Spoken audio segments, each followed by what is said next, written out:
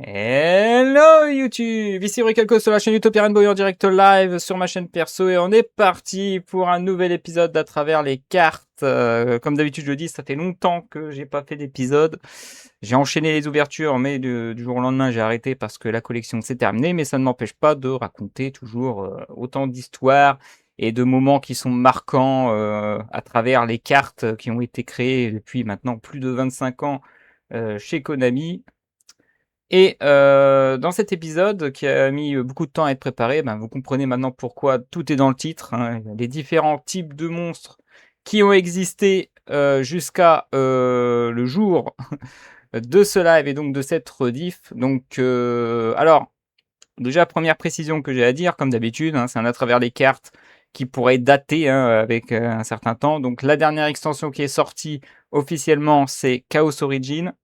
Mais je connais pas trop toutes les cartes qui sont sorties. Sauf peut-être 2-3 dont je vais en parler exprès parce que je vais en avoir besoin d'en parler. Mais sinon, et probablement des nouveaux supports qui sont sortis en OCG, qui va venir argumenter 2-3 trucs hein, sur cet épisode. Mais sinon, tout ce qui est sorti à partir de Chaos Origin, je vais avoir de plus en plus de mal à me familiariser avec ces cartes-là, puisque je me mets plus à jour, pour des raisons évidentes que ma collection s'arrête à ce moment-là. Donc ça va être de plus en plus difficile pour moi de faire des à travers les cartes en bonne et due forme. Mais voilà, ça va pas m'empêcher de continuer, la preuve. Et donc, bah, là, on est sur un cas particulier puisque l'épisode d'aujourd'hui, ça n'a pas ce n'est pas sur un archétype propre, que ce soit sur son gameplay ou, un lore. Là, on va vous allez en termes d'archétype, vous allez être gâtés parce que je vais en parler de pas mal, hein. Quelques-uns, des différents types qui ont existé depuis les débuts et ceux qui vont sortir au fur et à mesure que le temps va passer, puisque le nombre de types s'est agrandi. Alors j'ai pas le nombre exact, mais vous pourrez les compter si vous voulez. Euh, Par ailleurs, j'aurais 2-3 petites choses à dire. Donc déjà pour commencer, sur les types de monstres, que j'enclenche justement la diapo. Donc, pour commencer, c'est quoi un type de monstre hein peut-être qu'il y en a qui préfèrent regarder mes vidéos sans connaître Yu-Gi-Oh! Donc, petite mise au point sur ce que c'est qu'un type de monstre.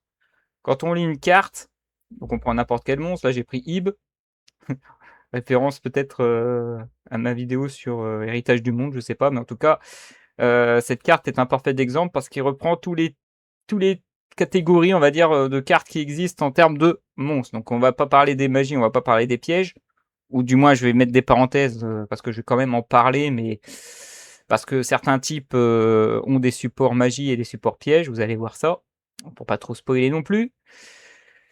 Bon, enfin bref. Alors le type qui va nous intéresser, c'est la partie la plus à gauche d'une carte. Donc ici on a par exemple magicien. C'est seulement ce truc-là que je vais parler. Donc oubliez tout ce qui est catégorie de cartes, si je puis dire. Donc les synchros, les fusions, les rituels, tout ça. On s'en fiche. On va aussi ne pas parler des surtypes, à ne pas confondre les types, donc magicien, tout ça, et les côtés spirit, synthoniseur, parce que oui, synthoniseur est considéré comme un surtype. Les toons aussi, les gémeaux, j'en passe et des meilleurs, mais voilà, ce genre de choses, je ne vais pas en parler, évidemment. Le fait que ça soit un monstre à effet, un monstre normal, ça, on s'en fout aussi. Par ailleurs, autre chose que j'ai à dire avant de vraiment commencer, quand je vais parler des types de monstres, je vais surtout parler de mon ressenti sur les mécanismes possibles par rapport à chaque type de monstre. Donc, croyez bien que ça va être, une vidéo, subjective de ma part, comme à mon habitude, que ce soit sur les lores et cetera. Mais là, pour les types de monstres, ne croyez pas tout ce que je vais raconter, dans cette vidéo, hein. C'est comme j'ai dit, c'est mon point de vue. C'est comme ça que j'ai apprécié le jeu, même si le jeu a évolué et que tout ce que je vais vous dire, même si ça avait du sens à une certaine époque, aujourd'hui, ça n'a plus cours, hein. Je veux dire, on est là au moment où je fais ce live, on est en 2026 et aujourd'hui, tous les types de monstres respectent toujours la même chose, à savoir accélérateur, destructeur. Donc, bon, pour ceux qui jouent à Yu-Gi aujourd'hui, vous voyez ce que je veux dire, hein. Autre chose, je vais parler que des types de monstres de la catégorie Master Duel. J'avais cru comprendre en faisant, ma préparation qu'il existait d'autres types que je connaissais clairement pas et même si je connais pas trop, il semblerait que les types que vous voyez ici, donc Cyborg, Magica Knight, High Dragon, Omega Psychic, Celestial Warrior et Galaxy, ça appartiendrait, à la catégorie Rush Duel, que je maîtrise absolument pas. Donc je peux même pas vous confirmer si ces types appartiennent au Rush Duel ou à une autre catégorie de jeu, mais en tout cas, pour le Yu-Gi-Oh! Master Duel, ces types n'existent pas. Dernière parenthèse, vous allez constater que chaque type vont avoir leur petit dessin. Sachez que les dessins sont pas officiels puisqu'ils viennent du logiciel Omega, même si beaucoup d'entre eux, viennent en fait de clins d'œil de jeux vidéo. Cependant, tous les types de monstres, à ma connaissance, ne possèdent pas, un petit dessin représentatif. Donc, Omega, l'a rajouté, à sa manière. Donc, soyez pas, choqués que le dessin corresponde pas à ce que vous connaissez dans les jeux vidéo. Comme je le répète, ça vient, du logiciel, Yu-Gi-Oh! Omega. Je pense que j'ai fait le tour, j'espère que j'ai rien oublié sur les disclaimers. Donc, le fait que ça soit moi, qui donne mon point de vue sur les gameplays, hein. Je vais beaucoup insister sur le côté gameplay du type plutôt que ce qu'il représente, parce que c'est plus facile de savoir ce que représente tel monstre, hein. Si on prend l'exemple des cyborgs, ben, les cyborgs, des des hommes-machines quoi, en quelque sorte, hein, machines humanoïdes, enfin, vous voyez ce que je veux dire. Donc même si je vais en parler, de manière atypique, croyez bien que j'ai essayé pour chaque type de monstre de jouer à ce petit jeu de qu'est-ce que ce type représente en termes de gameplay. Ceci étant dit, je vais commencer par tous les types qui sont sortis, au tout début et après, je vais parler des types, je les ai séparés, heu, parler des types qui sont sortis au fur et à mesure, mais je crois qu'ils sont dans le désordre. Je vais le rappeler quand, j'y serai.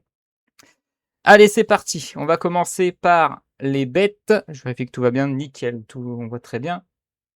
Donc la toute première catégorie, bah oui, on parle de monstres, donc évidemment, la catégorie, on va dire, la plus logique qu'on pourrait voir en termes de monstres, c'est, les animaux, les bestioles. Donc les bêtes caractéristiques par, tout ce qui est animal à poil. Et oui, on va éviter les animaux à plumes et les animaux à écailles, ils font partie d'autres types.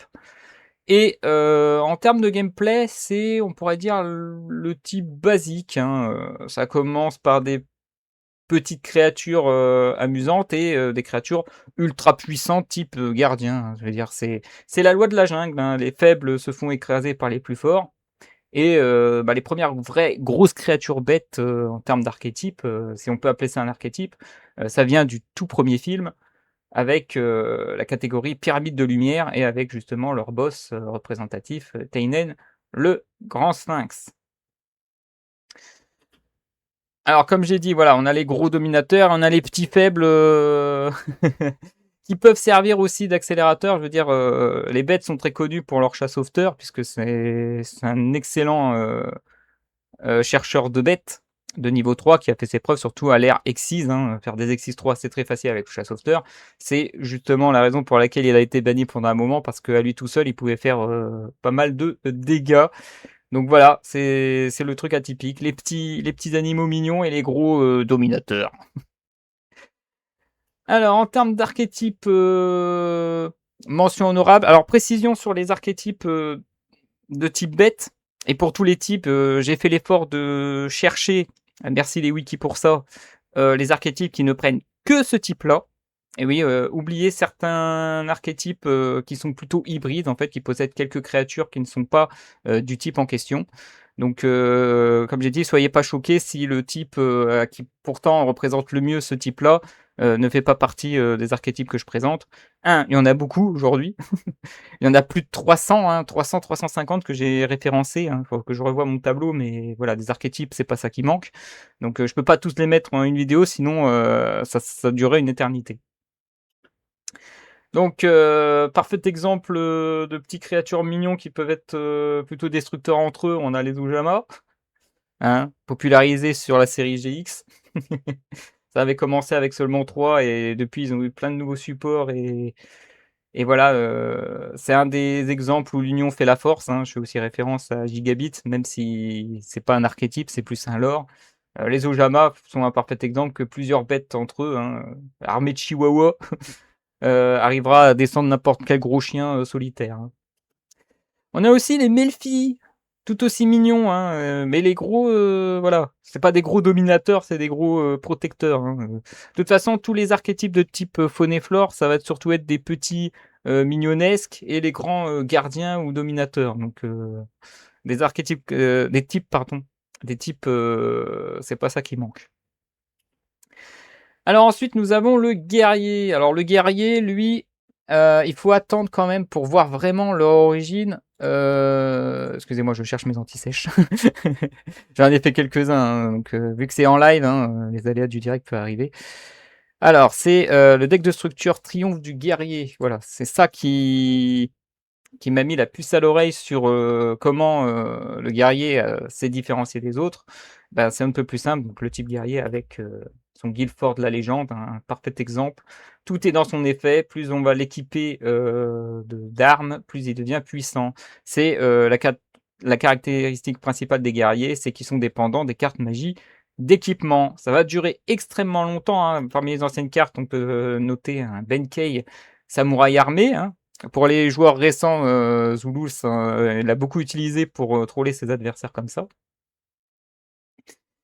Et bah, ce côté atypique va pas vieillir en vrai, hein. Ça fait partie des rares types de monstres où il y aura toujours un archétype qui, en termes de guerrier, va avoir le droit à son lot créatures, équipements, hein. La meilleur exemple qu'on a, c'est notamment les chevaliers nobles, et plus tard leur alter ego Infernoble, qui eux, ben, chevaliers de la table ronde avec leur armée, leur arme légendaire, respectent justement cette contrainte. C'est ça que j'ai aimé dans cet archétype, pardon. Ah, je vais avoir du mal entre archétype et type, désolé, hein. Donc, voilà, voilou, hein. Vous pouvez voir qu'il y a encore mille et une exemples, hein. On a par exemple les gardiens, sauf que je sais plus si tous les gardiens sont guerriers, qui eux aussi ont leur propre arme caractéristique, hein. Pour ceux qui ont suivi la série, c'est l'arc de Loricap, justement. Il y en a un qui utilise justement l'archétype gardien. Et petite parenthèse, allez, parce que je vais me la péter sur ma connaissance des lores. Les gardiens sont liés avec Daigreffer, qui va piquer une des armes des gardiens, justement. Et notamment, justement, le terrain que j'utilise, je crois que c'est pas pouvoir des gardiens, justement, l'équipement qui, quand t'attaques, fait gagner un jeton, et plus t'as de jetons, plus ça augmente les points d'attaque de 500. Je sais plus. Mais si vous comprenez, voilà, c'est cette carte-là, si vous faites attention, il y a toutes les armes des gardiens. Donc voilà. Pour ce qui est du type guerrier, alors je crois qu'il y a d'autres mentions honorables qui ont rien à voir sur les équipements, même si on peut leur trouver par exemple sur GX, hein, les héros élémentaires. Les tout premiers héros, si vous faites attention, avaient droit à leur propre carte équipement. On pense notamment à Aquaman, je crois que c'est comme ça qu'il s'appelle. Non, comment il s'appelle? Doubleman? Je sais plus. Oh, mais lui, il avait son bazooka à bulles, si vous voyez ce que je veux dire. On a Clayman qui avait son truc debout. Burstinatrix, je crois que c'est une magie normale, c'est pas un équipement, mais Sparkman avait son pistolet aussi. Donc là encore, voilà, les héros élémentaires, c'est guerrier plus équipement, hein.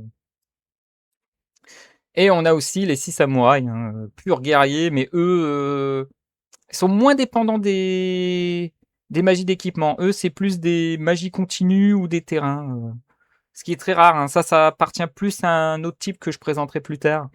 Mais voilà, les guerriers sont pas totalement dépendants des équipements, et petit à petit, ben, les guerriers, comme presque tous les types, tous les archétypes vont pas respecter la règle que je me suis fixée justement dessus.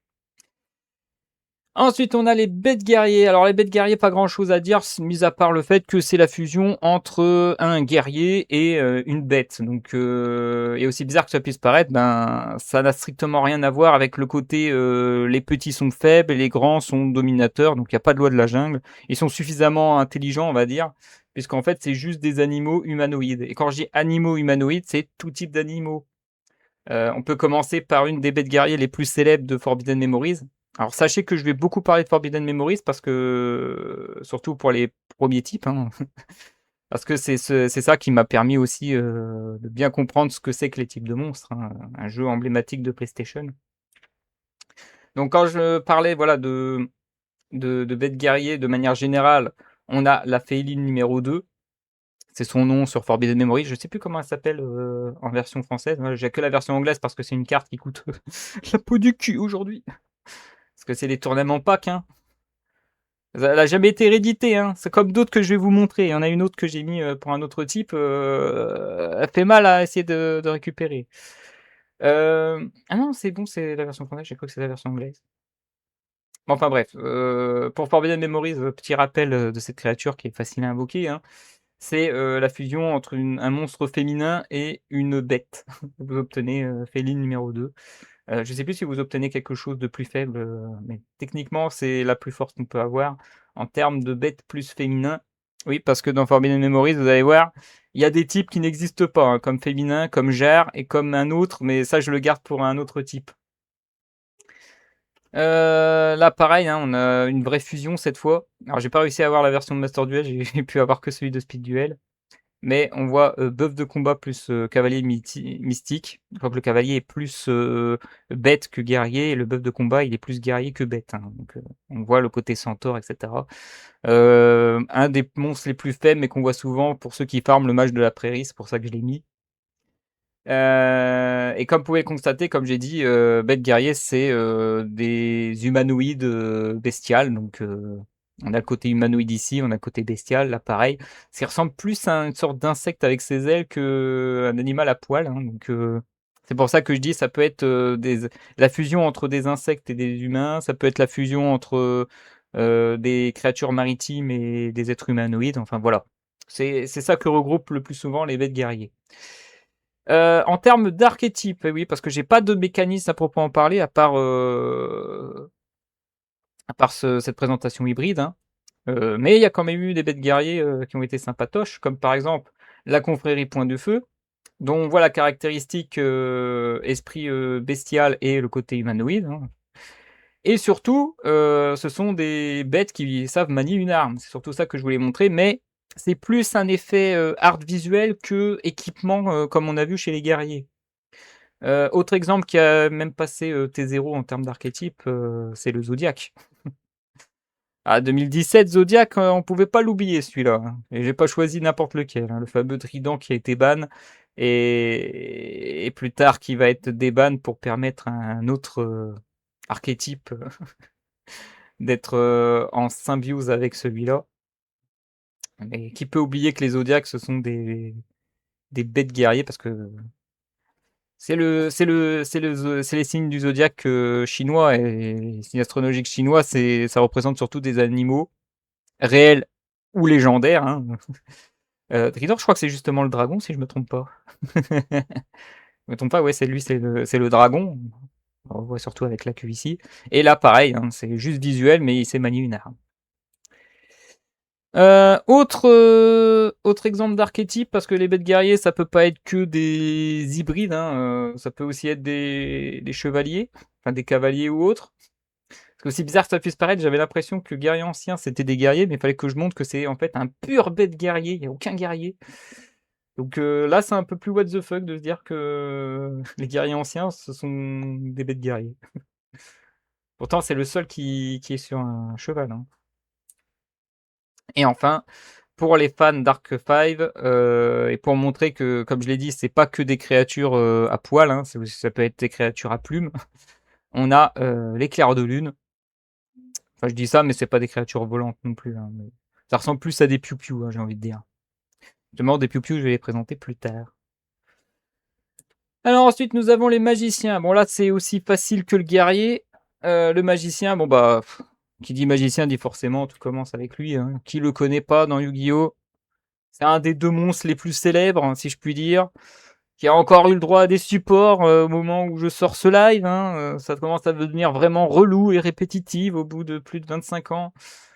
Il veut pas, hein, les gens veulent jouer cet archétype, hein.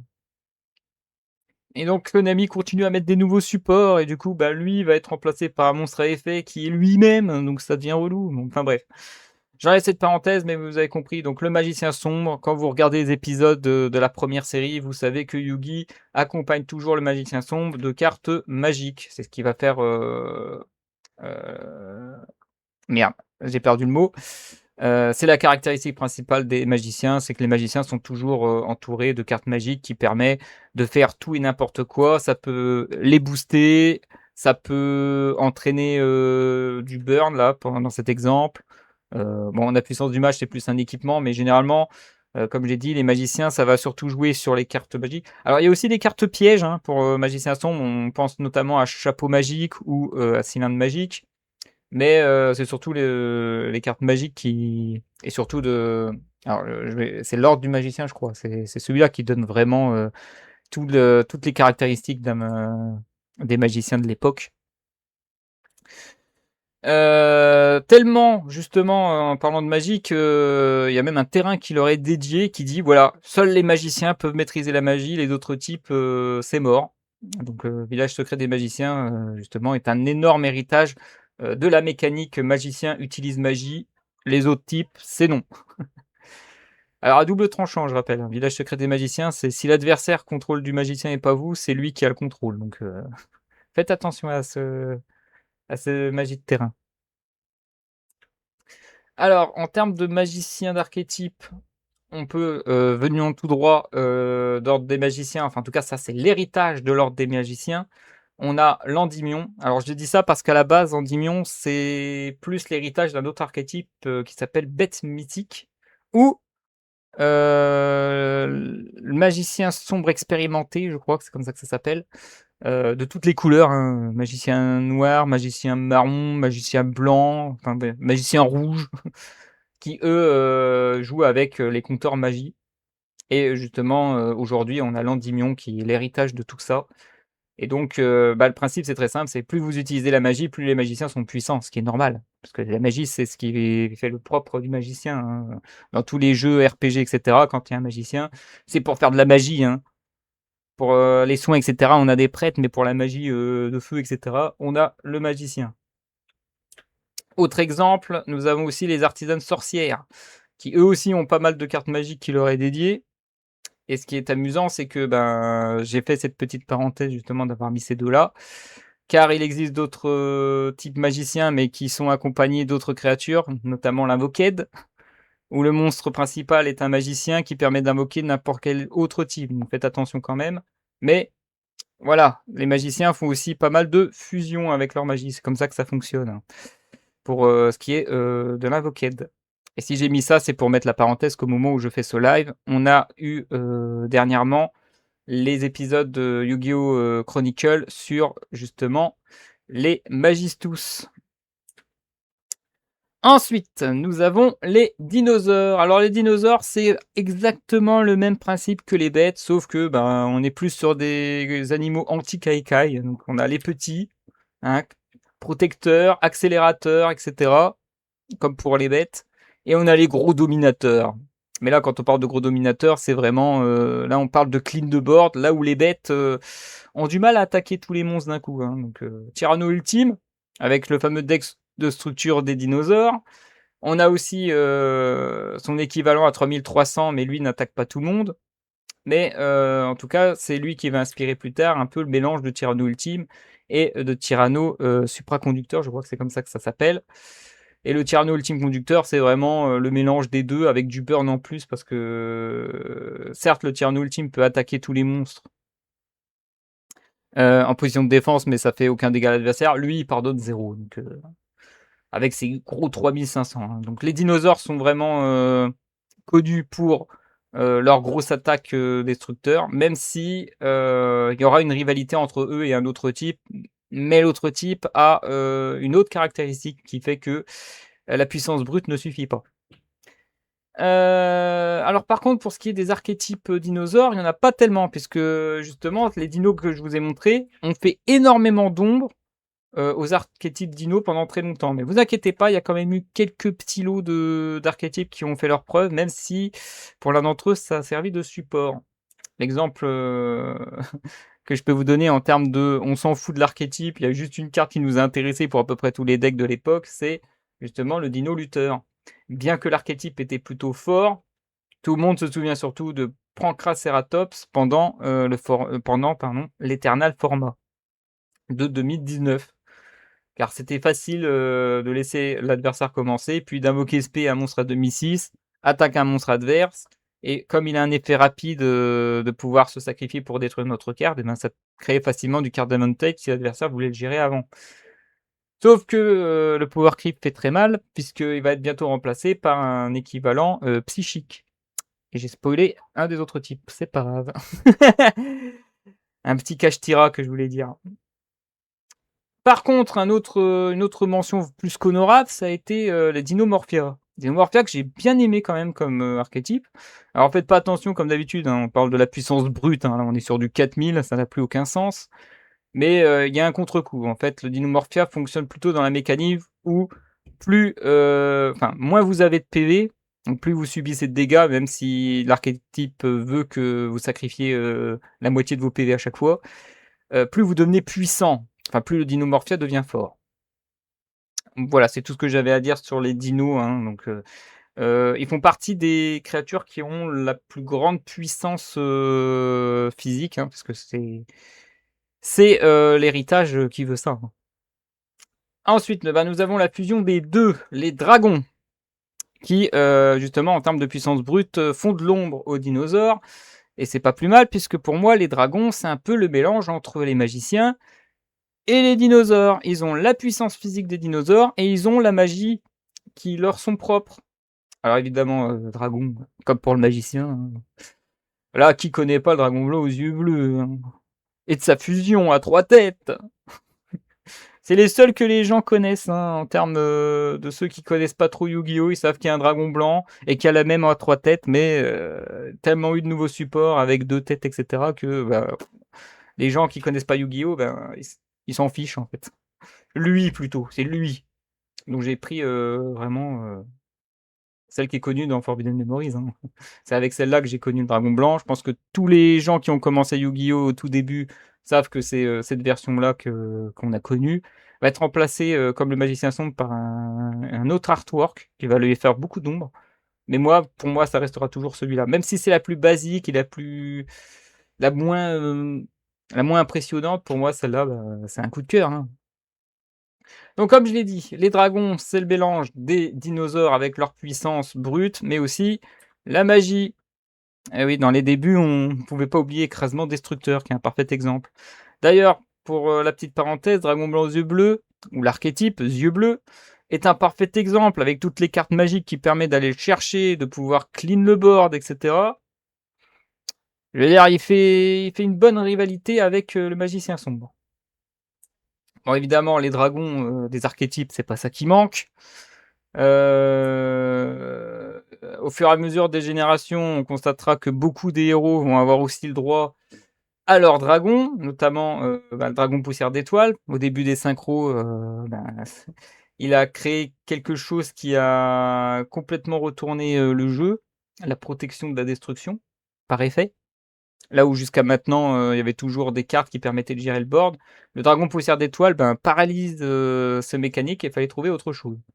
Sachant que, c'est un exemple parmi tant d'autres, hein, je rappelle, 5Ds, tous les pactisans possèdent un dragon, donc et ça va aussi se refléter plus tard sur une autre série, à savoir Arc 5 et ces fameux 4 dragons. Donc là, c'est le dragon pendule, puisque c'est le dragon du, personnage principal, mais on n'oublie pas, le dragon synchro, le dragon fusion et le dragon excise.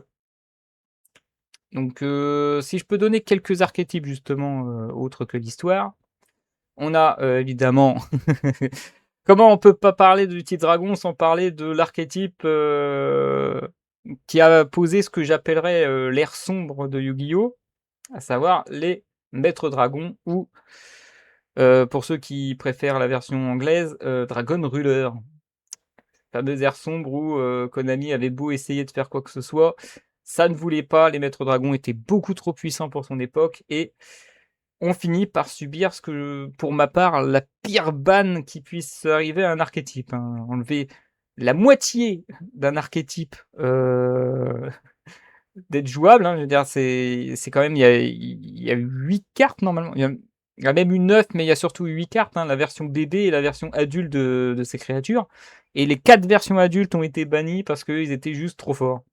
Et c'est surtout Blaster, je crois, qui a fait le plus de dégâts. Celui du vent, je crois qu'il est apparu plus tard, en termes de dangerosité, mais celui du feu, je crois que c'était lui à l'époque. Même si j'ai pas connu cette ère-là, je peux dire que et le comble de l'ironie, c'est que le power creep, a fait qu'aujourd'hui ça, c'est vraiment le comble de l'ironie, hein. C'est un archétype qui a fait tellement peur qu'il fallait absolument tout «bannir», entre guillemets, et les années sont passées, le power creep a fait que même en ayant déban ces cartes et même en ayant rajouté des nouveaux supports les rendant encore plus forts, aujourd'hui on les voit plus. Bon, moi j'ai envie de dire que le power creep, il exagère quand même. Mais bon, c'est le jeu, hein. Alors évidemment, il n'y a pas que des dragons purs, hein, il y a aussi des dragons qui peuvent se transformer en humanoïdes. L'exemple, Dragonirene, les fameuses Dragon Maid en anglais. Donc là, je vous ai mis vraiment la version humanoïde, hein. Peuvent se transformer en dragon, évidemment. Ça, c'est leur version plus bourrine. Et c'est aussi un archétype de fusion, donc il y a besoin de magie fusion pour fusionner, donc pour rester toujours à la référence de magie support dragon. Même si, bon, là, c'est un peu exagéré de dire que magie fusion, on a vu la même chose avec, enfin, je vous avais parlé d'Invoked, mais voilà, Dragonirene, c'est à peu près la même chose. Il y a aussi quelques cartes pièges, sans plus. Là où Dragon Ruler, pas grand chose, même si maintenant il a des supports magie, hein, si je puis dire. Ensuite, nous avons les machines. Je vous avais dit qu'il y avait une rivalité entre le type dinosaure et un autre archétype. Justement, c'est cet archétype. Alors, le type machine, c'est très facile, celui-là. C'est le Over 9000. Voilà. Ceux qui veulent faire des gros dégâts, booster l'attaque des monstres le plus haut possible, et monter facilement à des stats à 5 chiffres, et ben les machines sont là pour vous, hein. Vous allez vous spécialiser pour ce type-là. Et dans son histoire, ça tout a commencé avec ce type dans GX, un certain Zane Trusdale et de son archétype Cyberdragon, qui a divisé la communauté en deux, puisqu'après tout, c'est l'extension dans laquelle ce monstre est sorti que la communauté, enfin, il y a une partie qui s'est dit ouais, non, ça c'est exagéré, ça casse le jeu, venez, on connaît pas ce qui va sortir après, et ainsi va naître le God Format. Mais bon, c'est pas à cause de ça que je vous parle d'un Over 9000, parce que le Cyber Dragon, ce qui l'accompagne le plus, c'est surtout cette carte, le fameux limiteur Emoval qui double l'attaque des monstres. Et à l'époque, doubler l'attaque des monstres, ça n'existait pas vraiment, hein. On avait très peu de cartes qui permettaient de faire ça, voire pas du tout. On avait surtout sur l'addition et pas sur la multiplication, ce qui était très rare. Et que par conséquent, il y a quand même des machines qui font beaucoup de dégâts de base, et qu'en plus on double leur attaque, on passe facilement à des 6000, 12000, 13000. Je vous invite à regarder Yu-Gi-Oh! GX pour montrer que le deck Cyberdragon utilisé par ce type, ça devient n'importe quoi. Attaque plusieurs fois avec un monstre à 6000 points d'attaque, voilà. Mais comme j'ai dit, c'est parce que le monstre a été boosté aux hormones via ce genre de carte. Mais vous inquiétez pas, avec le temps, il n'y a plus vraiment besoin de limiteur immoval pour booster de manière exagérée les machines. Je peux vous donner quelques exemples, à savoir les robots bureaux, avec le fait que plus ils sont nombreux, plus ils se boostent entre eux.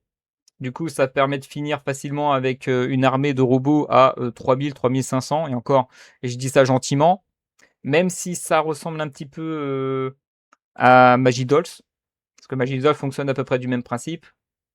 Mais bon, les robots bureaux, c'est des machines, ils ont le droit à limiteur removal derrière, et après ça fait mal. Et enfin, nous avons les Numérons.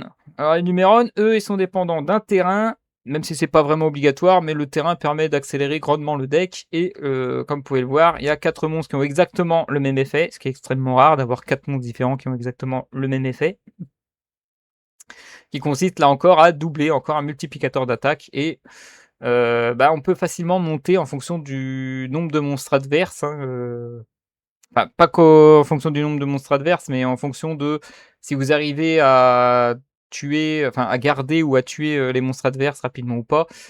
Si vous calculez bien, vous pouvez facilement monter à 2 monstres avec 4000 points d'attaque qui peut attaquer l'adversaire, ou un monstre tout seul à 8000 points, plus un limiteur immoval pour passer à 16000. Voilà. Je vous laisse faire l'exemple du Over 9000.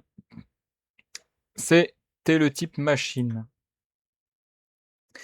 Autre mention qui a rien à voir avec l'overpower et qui ont fait quand même leurs preuves dans la méta, on a par exemple les Cli.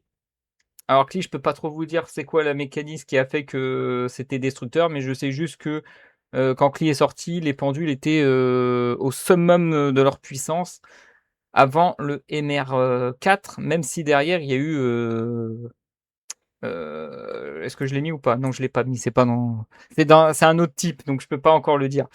Vous avez peut-être vu après, bon, bah, je vous montre, hein. Donc les trains aussi, hein. Donc là, c'est la puissance brute et le burn qui va avec.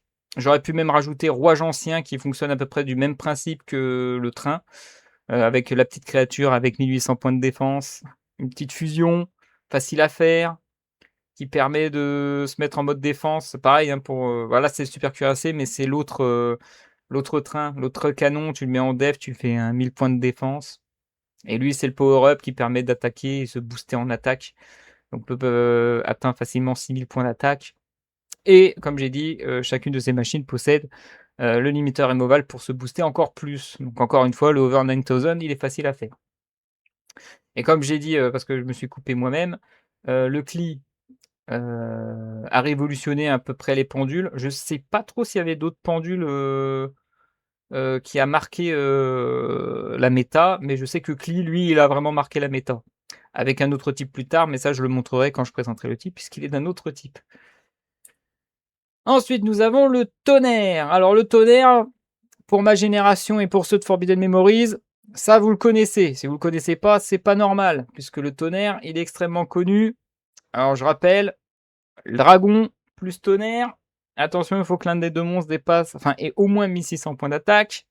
Et vous obtenez l'emblématique dragon du tonnerre à 2 têtes. Sachant que, petite parenthèse, les dragons font partie des types qui ont le plus de possibilités de fusion avec un autre type. J'en reparlerai quand je parlerai d'un autre type qui, lui, malheureusement, a été tout le contraire. Donc voilà, pour moi, Tonnerre, voilà, c'est surtout lui qui était connu avec Forbidden Memories.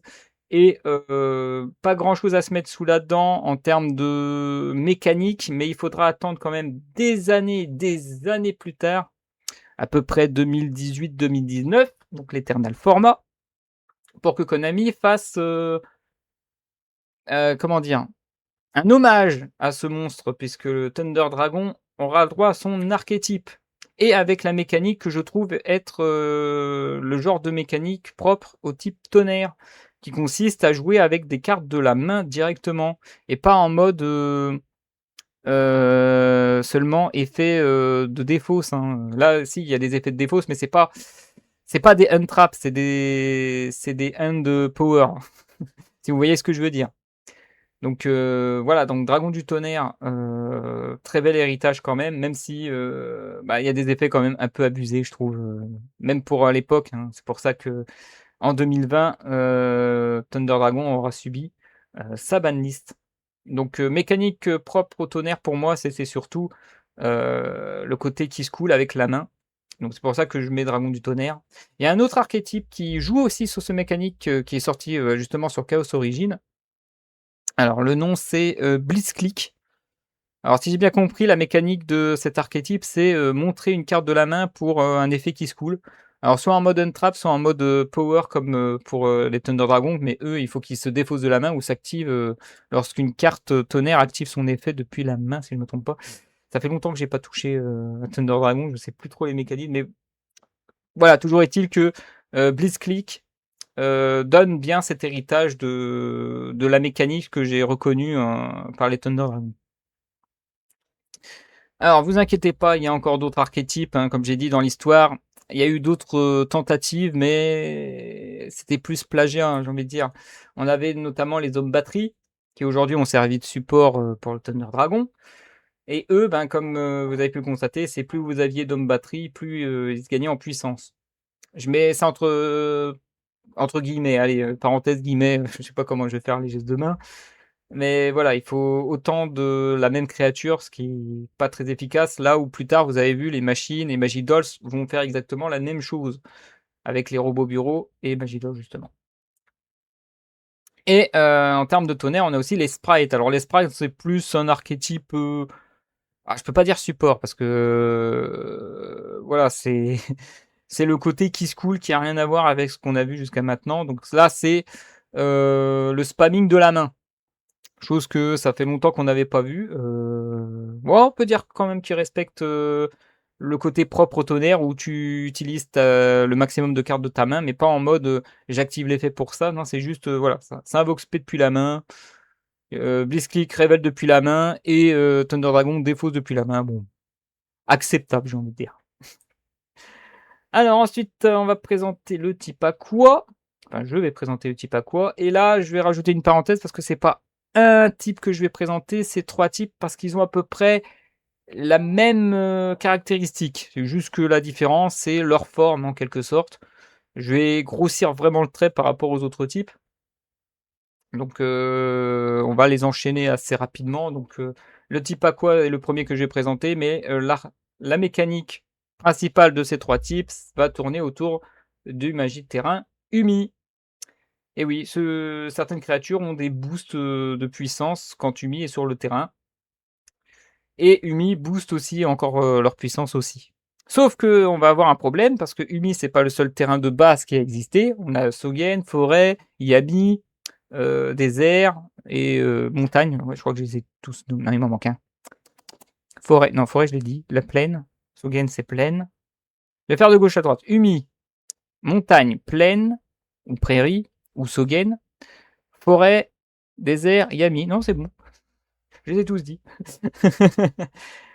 Donc voilà, le problème c'est que on va pas rééditer 50 000 fois le terrain Umi et pas rééditer 50 000 fois sans rééditer évidemment les autres terrains que j'ai cités. Donc un compromis va être trouvé, on va créer des supports qui vont se faire passer pour Umi et qui vont donner d'autres pouvoirs. Celui-là par exemple réduit le niveau des monstres hauts de 1. Très pratique pour un certain pêcheur légendaire qui n'est pas des types que je vais vous présenter. Lui, il est plutôt guerrier. Ça qui est drôle.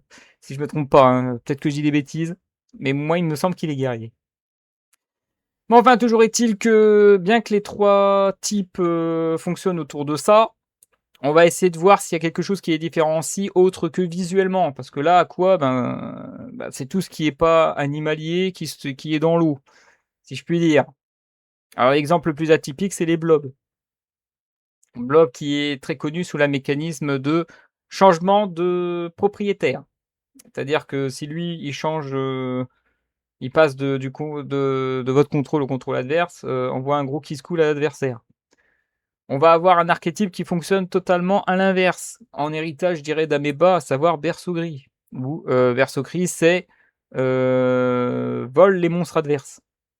Un peu comme des renoncés en quelque sorte. Qui est aussi un archétype synchro.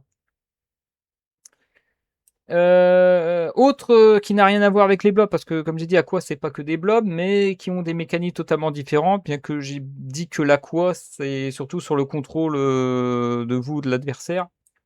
On a les grenouilles. J'avais présenté les sprites, voilà leur support hein, en quelque sorte. Grenouille qui va beaucoup servir de support à d'autres archétypes, que je vais présenter juste après d'ailleurs. Et grenouille avec 6-2, hein, crapaudylique empêche l'adversaire de jouer, super. Mais voilà, les petits amphibiens, ils font pas partie des deux autres types en rapport avec la mer, donc on pouvait pas les mettre, vous allez comprendre pourquoi. Du coup, on les met de type aqua. Et ça marche aussi pour les trucs antiques. On avait les dinos, on a aussi les paléozoïques. Voilà, tout ce qui est... on va dire comme dans Pokémon, les Ammonitas, les Kabuto, voilà, c'est les monstres marins antiques.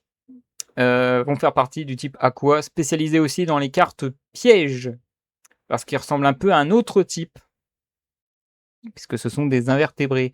J'en dis pas plus sur le type en question, mais c'est pour ça que l'archétype, je pense, a un gros clin d'œil avec des cartes pièges. Donc comme j'ai dit, voilà, grenouille, bon support, ou même si c'est eux qui ont été support de grenouille, qui eux vont être support après de sprite. Hein. Vous avez vu le bordel, hein, avec les niveaux 2. Je sais pas ce qu'ils ont, les aquas et le niveau 2, mais ils adorent ça. Hein. Et tonnerre qui va avec. Et c'est vrai que on a tendance à l'oublier, mais Tistina fait partie des archétypes pur aqua. Alors là, j'ai pas de truc à dire parce que j'ai du mal à imaginer ça, un type aqua, c'est des cristaux. C'est peut-être de la glace en fait depuis le début, j'ai souvent cru que c'était des cristaux de diamant, etc. Mais c'est peut-être de la glace.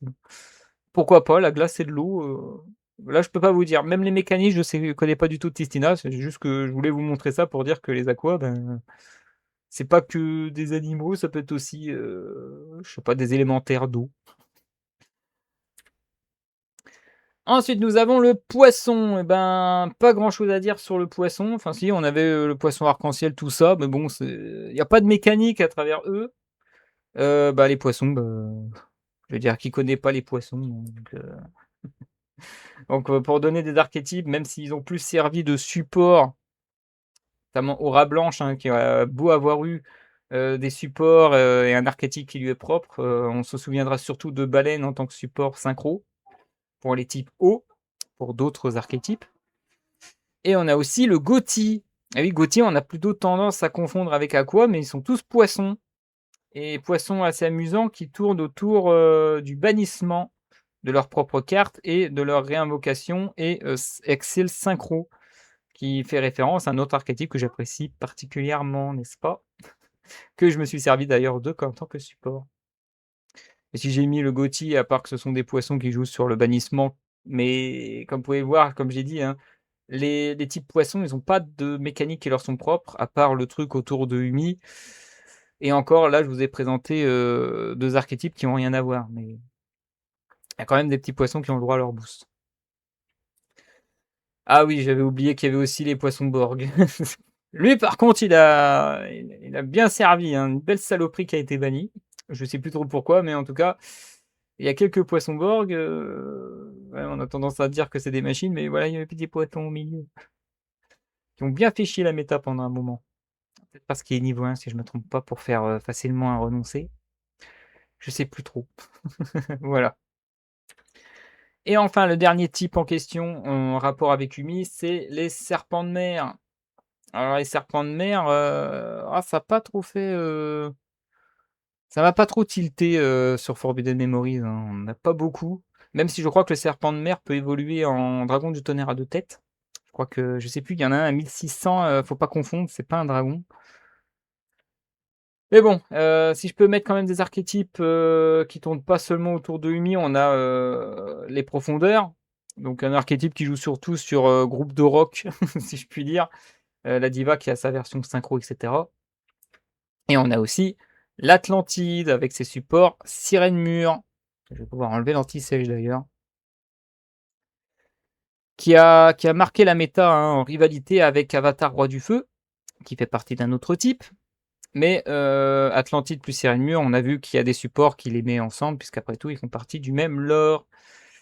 Et évidemment, moi, ce qui m'a le plus marqué chez Serpent de Mer, c'est lui, Dédale. Dédale qui, comme vous pouvez constater, serpent de mer Umi, voilà, j'ai respecté, hein. C'est pour dire qu'il y a quand même des serpents de mer qui tournent autour d'Umi. Dédale en fait partie. Et pourquoi j'ai mis Dédale? Parce que lui, il est très connu pour ses formes alternatives. C'est le seul qui possède à peu près toutes les formes alternatives, à savoir la version ténèbres, la version rayon lumineux, la version chaos et la version métaphysique. Et j'ai un regret de vous dire que Konami ne va plus le respecter, puisqu'il va y avoir des supports le concernant, ou plutôt un archétype qui lui est propre et qui est en rapport avec justement les Atlantides et les Sirènes Mûres. Et pour moi, ça, c'est un sacrilège pour tout ce qui est arrivé à Dédale. Triste. Mais bon, je vous laisse découvrir ça par vous-même, ou je vous laisse confirmer tout ça, ou vous opposer, hein. De toute façon, j'ai pas regardé les effets, etc. Comme j'ai dit, à part connaissance de quelques artworks et de quelques cartes, je vais plus du tout attention aux effets. Allez, on va pouvoir passer au type pyro. J'avais parlé d'Avatar Roi du Feu, et ben voilà, le type pyro, qui va se spécialiser très rapidement sur le burn, surtout avec, et là je reprends mon anti-sèche, le deck de structure Souffle de Destruction, et une de ses cartes emblématiques, hop là, le dragon d'éclat solaire, j'ai trop cliqué, qui inflige des dégâts à chaque end phase. Il a été connu pour ça. On a aussi le lutin du brasier que j'ai vu qui était pyro. Je crois que c'était un autre type, mais non, il est bien de type pyro, qui attaque directement et se booste. Donc voilà. On a aussi quand même, c'est aussi un très gros moteur de pioche et d'accélérateur avec les gardes royaux tempête de feu, qui permet de recycler son deck et de piocher 2 cartes. Sachez qu'à l'époque où cette carte était sortie, C'était très fort, même si en termes de pyro, les archétypes, ça a du mal. Alors évidemment, on peut pas parler vraiment d'héritage puisque l'un des rares archétypes pyro qui respecte le côté burn, ça brûle, on défonce tout, qui va donner justement le nom de burn, c'est sur GX avec l'archétype volcanique et son fameux petit monstre emblématique, obus volcanique, je sais plus le nom du duelliste, qui mettait ça dans un flingue et qui tirait, hein. Accélérateur triflamme, je crois que c'était ça la carte, mais il utilisait son 10 du duel comme un flingue en tirant des obus volcaniques sur les adversaires, parce qu'il voulait pas duel avec eux. N'essayez pas de comprendre, hein, c'est pour montrer voilà, que cette carte, quand on utilise cette carte depuis la main, je crois, en payer 500, ajouter un obus volcanique, mais après avec accélérateur triflamme, ça faisait du beurre. Heu, autre mention honorable qui a rien à voir avec le burn, on a la cité cendrée. Et oui, j'avais cru que leur fusion était dragon, mais je crois qu'il est pyro. Et là, je peux pas vous dire vraiment les mécanismes, c'est juste que, il y a beaucoup, voire même exclusivement des cartes pyro dans cet archétype. Un peu choqué de voir ça, hein, alors que, comme j'ai dit, d'autres archétypes pyro, c'est très dur à trouver. En tout cas pyro pur, hein, j'ai envie de dire. Même les Laval, je crois, ils ont pas pyro pur. Cloche de feu n'ont pas pyro pur. Donc, vous voyez la difficulté de faire un archétype pyro pur. Donc si j'ai mis cité cendrée, c'est que je crois que la fusion est pyro. Ensuite, nous avons les BTL. Alors les BTL, va falloir parler un peu de Magic. Alors dans Magic, ce qui fait, la grande différence avec Yu-Gi-Oh! C'est que pour comprendre, les effets des créatures, et ben, ça fonctionne avec des mots-clés. Dans Yu-Gi-Oh! C'est pas possible puisque, il faut expliquer et c'est des effets vraiment uniques pour chaque monstre. Bon, il y a des cas particuliers où les effets se répètent, mais généralement, chaque monstre ont leur propre effet, et leur propre truc qui se coule. C'est ce qui fait quand même la joie de Yu-Gi-Oh! Pendant très longtemps. Alors que, ben, dans Magic, bah, c'est toujours les mêmes, hein. On a piétinement, donc écrase l'adversaire, hein, enlève des PV à l'adversaire, je crois. T'en as un qui permet, d'attaquer directement après avoir invoqué, puisque les invocations dans Magic, ne peuvent pas attaquer le tour de leur apparition, sauf s'ils ont ce mot-clé. Mais le mot-clé qui va nous intéresser pour notre type, c'est le vol. Et ce mot-clé dans Magic signifie que peut attaquer directement l'adversaire, peu importe s'il veut défendre avec, des créatures, sauf que le seul moyen de pouvoir se protéger d'un vol, c'est de posséder soi-même, une créature qui a justement le mot-clé vol. Et ben, Yu-Gi-Oh! Ne fait pas exception, c'est, passe outre les lignes adverses et soit va attaquer directement l'adversaire, soit s'attaquer directement à ses MP. On va prendre, l'exemple du terrain de chasse des harpies, donc l'archétype harpie, qui a, pour spécialité de dézinguer justement, les cartes magie et pièges sur le terrain adverse. Mais vous inquiétez pas, on a aussi le fait de pouvoir passer les lignes ennemies et attaquer directement l'adversaire. Évidemment, je parle bien sûr de l'Irilus et de son rossignol assemblé, qui plus il a d'attache, plus il a un boost d'attaque et attaque plusieurs fois l'adversaire avec ce boost, mais que l'adversaire directement, qui montre que les bêtes ailées passent au-dessus de l'adversaire, hein. C'était justement pour ça que je voulais montrer l'archétype bête ailée. Est-ce que oui, j'ai mis d'autres archétypes, mais je sais plus lesquels. On avait quoi? Ah oui, on avait le Red Raptor, ça c'est un des plus connus puisque on l'a vu apparaître comme l'Irilus, hein. On l'a pas vu longtemps dans Arc-V, mais Red Raptor, on les a vus très souvent parce qu'on c'est un archétype qui a fonctionné sur, le level up, enfin le rank up plutôt, qu'on voyait justement dans Exalt qui était, génial, mais c'est utiliser une carte magique pour transformer un Exis en un Exis encore plus fort. Et si j'ai mis l'exemple du Faucon Ultime, c'est que c'est une bête ailée. Donc pour pouvoir l'atteindre, faut y aller. C'est pour ça que, à part la puissance brute, on peut pas le détruire. Il est affecté par aucune carte, magie, piège ou monstre à effet. Donc il est affecté par les effets, de cartes. Et je crois que ouais, d'autres cartes, même, le joueur qui l'invoque n'a pas le droit, de le booster. Il ne fonctionne que par son propre effet et c'est du burn, hein, donc passe outre les lignes adverses depuis l'espace, parce que là forteresse, Faucon Ultime, parce qu'après je crois qu'il y a forteresse ultime qui est encore, 2 rangs au-dessus. Voilà, c'est pour dire, voilà, faut atteindre une bête ailée, c'est trop bizarre qu'une créature terrestre est capable, par des canons ou par je ne sais quoi, de pouvoir, le démolir, donc se faufile.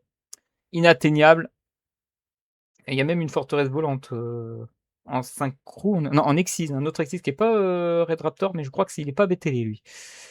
Ou sinon, peut aussi faire chier l'adversaire et là, j'étais obligé de présenter les fûts Vagabond Brise qui lui, ben, empêche les monstres à effet de les atteindre. Donc c'est des monstres normaux en quelque sorte. Enfin, c'est des monstres à invocation normale qui donnent des malus aux invocations spé.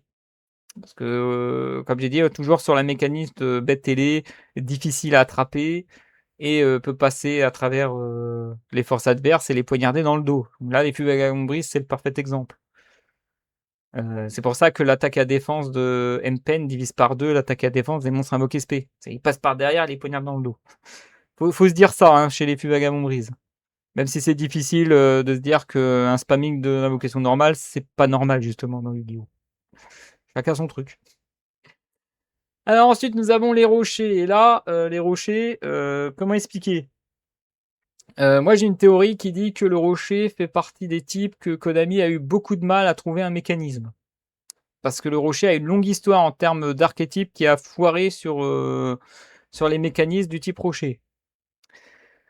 Alors, bon, rocher dit gros caillou, difficile à détruire, mais peut pas attaquer. Donc généralement, les rochers au début, c'était spécialisé dans la défense. Sauf que le problème, c'est que des créatures à rocher, bon bah là on a Mur du Labyrinthe, on a aussi Yugi qui utilisait le guerrier géant à 2000 de défense et 1300 points d'attaque quand même, parce que c'est un guerrier, mais c'est surtout un rocher. Sauf que le problème, c'est que ben, le mur du labyrinthe, c'est pas le seul à avoir 3000 points de défense et 0 points d'attaque. Hein. Les guerriers l'ont aussi. Un bouclier. Un mur, bouclier, c'est à peu près les mêmes propriétés. Hein. Le but, c'est d'être indestructible, mais peut pas attaquer, vu que c'est un bouclier. C'est pas une épée, ça fait pas de dégâts. On peut donner quand même des coups de bouclier, mais là, le bouclier, il est tout seul. Il n'y a pas un gars pour l'aider. Et je tiens à rappeler aussi, du côté de Yugi, on a remplacé tout de suite la forteresse par Gilta, le bouclier géant. J'ai mal dit. Enfin, vous avez compris, hein, le bouclier géant, je crois, il y a 2600 points de défense, mais pas son attaque une fois qu'il a contré une première attaque adverse. Et donc, par conséquent, tout ça pour dire que pour Konami, c'est mort de dire que les monstres rochers doivent juste être spécialisés en défense et pas en attaque. Mais vous inquiétez pas, ça n'empêche pas que les monstres rochers gardent quand même la meilleure défense pour 0 point d'attaque, hein, avec Exode. Alors Exode qui fait partie du lore d'Exodia, mais ça j'en avais parlé. Je vous réfère à la vidéo sur la bande-annonce, hein, on peut maintenant parler de bande-annonce, de Yu-Gi-Oh! Chronicle dans lequel on voit apparaître Exodia. Et justement, j'en avais profité pour présenter plus ou moins tous les lores et les clins d'œil qu'il y avait avec la vidéo justement d'introduction des Yu-Gi-Oh! Chronicle. Donc après cet échec de grosse défense pour peu d'attaques, Konami a décidé de se la jouer en mode un peu plus fourbe.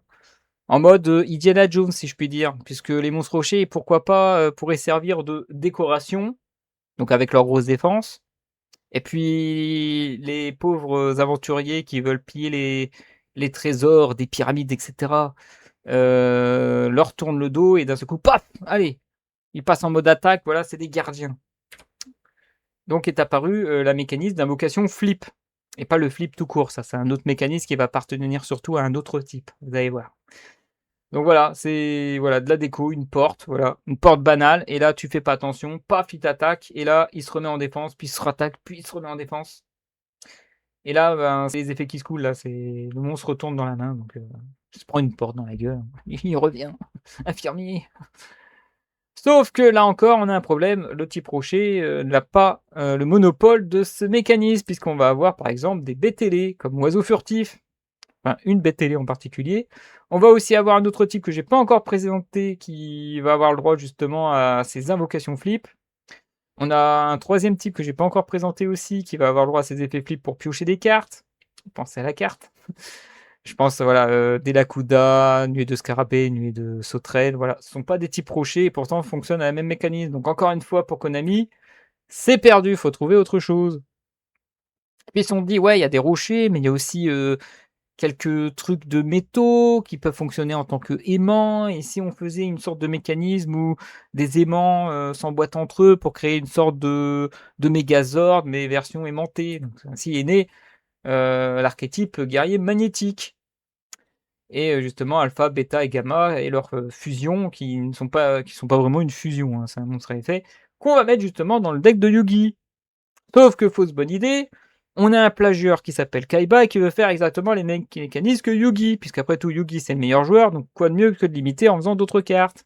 Et donc par conséquent, on a eu l'archétype XYZ, qui fonctionne non seulement avec les mécanismes comme les guerriers magnétiques, mais en plus de ça, joue avec une autre type de mécanisme que j'aurais pu mettre chez les machines, qui sont les unions. Mais le problème, c'est que les unions, c'est pas le monopole des machines. Il y a quelques unions, comme par exemple le gobelin entraîneur et son orc, c'est des monstres unions, hein. Donc c'est pour ça que je l'ai pas mis. On a aussi, alors c'est pas de Diegreffer, on a un dragon justement qui va avec, c'est dans un lore, c'est le lore de Diegreffer, quand il est chevalier noir. Sombre Lame, je crois que c'est comme ça qu'il s'appelle, à 1800 ou 1600, je sais plus. Le dragon est un monstre union aussi, pour le chevaucher. Mais bon, toujours est-il que voilà, on a le canon dragon XYZ et c'est les premiers fusion contact, si je puis dire, qui fonctionnent sur le même mécanisme. Donc du coup, ben, on peut pas faire tous les rochers comme ça. Donc il faut encore trouver autre chose.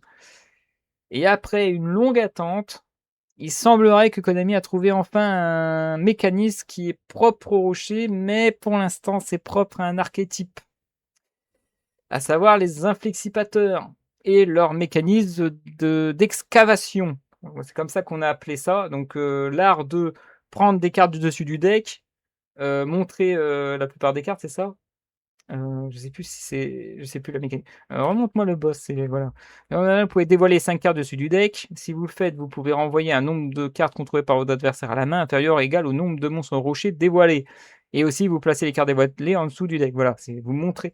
Parce que jusqu'à maintenant, les mécanismes qu'on avait, c'était le foolish, donc l'envoi du deck au cimetière, la pioche, le bannissement depuis le deck, avec Necroface par exemple. Mais on n'avait pas eu je prends un certain nombre de cartes depuis mon deck, je les montre à l'adversaire, ça crée un effet qui se coule pour le monstre, et je remets le tout en dessous. Dans l'ordre que vous voulez ou pas? J'ai oublié de regarder. C'est les cartes des voyants dans l'ordre de votre choix. Donc ça permet de mélanger en dessous. Bon, ça sert pas à grand chose, mais ça permet de remettre dans l'ordre. Même si plus tard on aura l'effet inverse avec les runiques. Mais voilà, c'est le seul archétype où je trouve qu'il faudrait généraliser tout ça pour le type rocher. Et d'ailleurs, si j'ai mis cet archétype pour présenter ça, je rajoute aussi un petit clin d'œil, voilà, petite parenthèse, pardon, je m'exprime mal.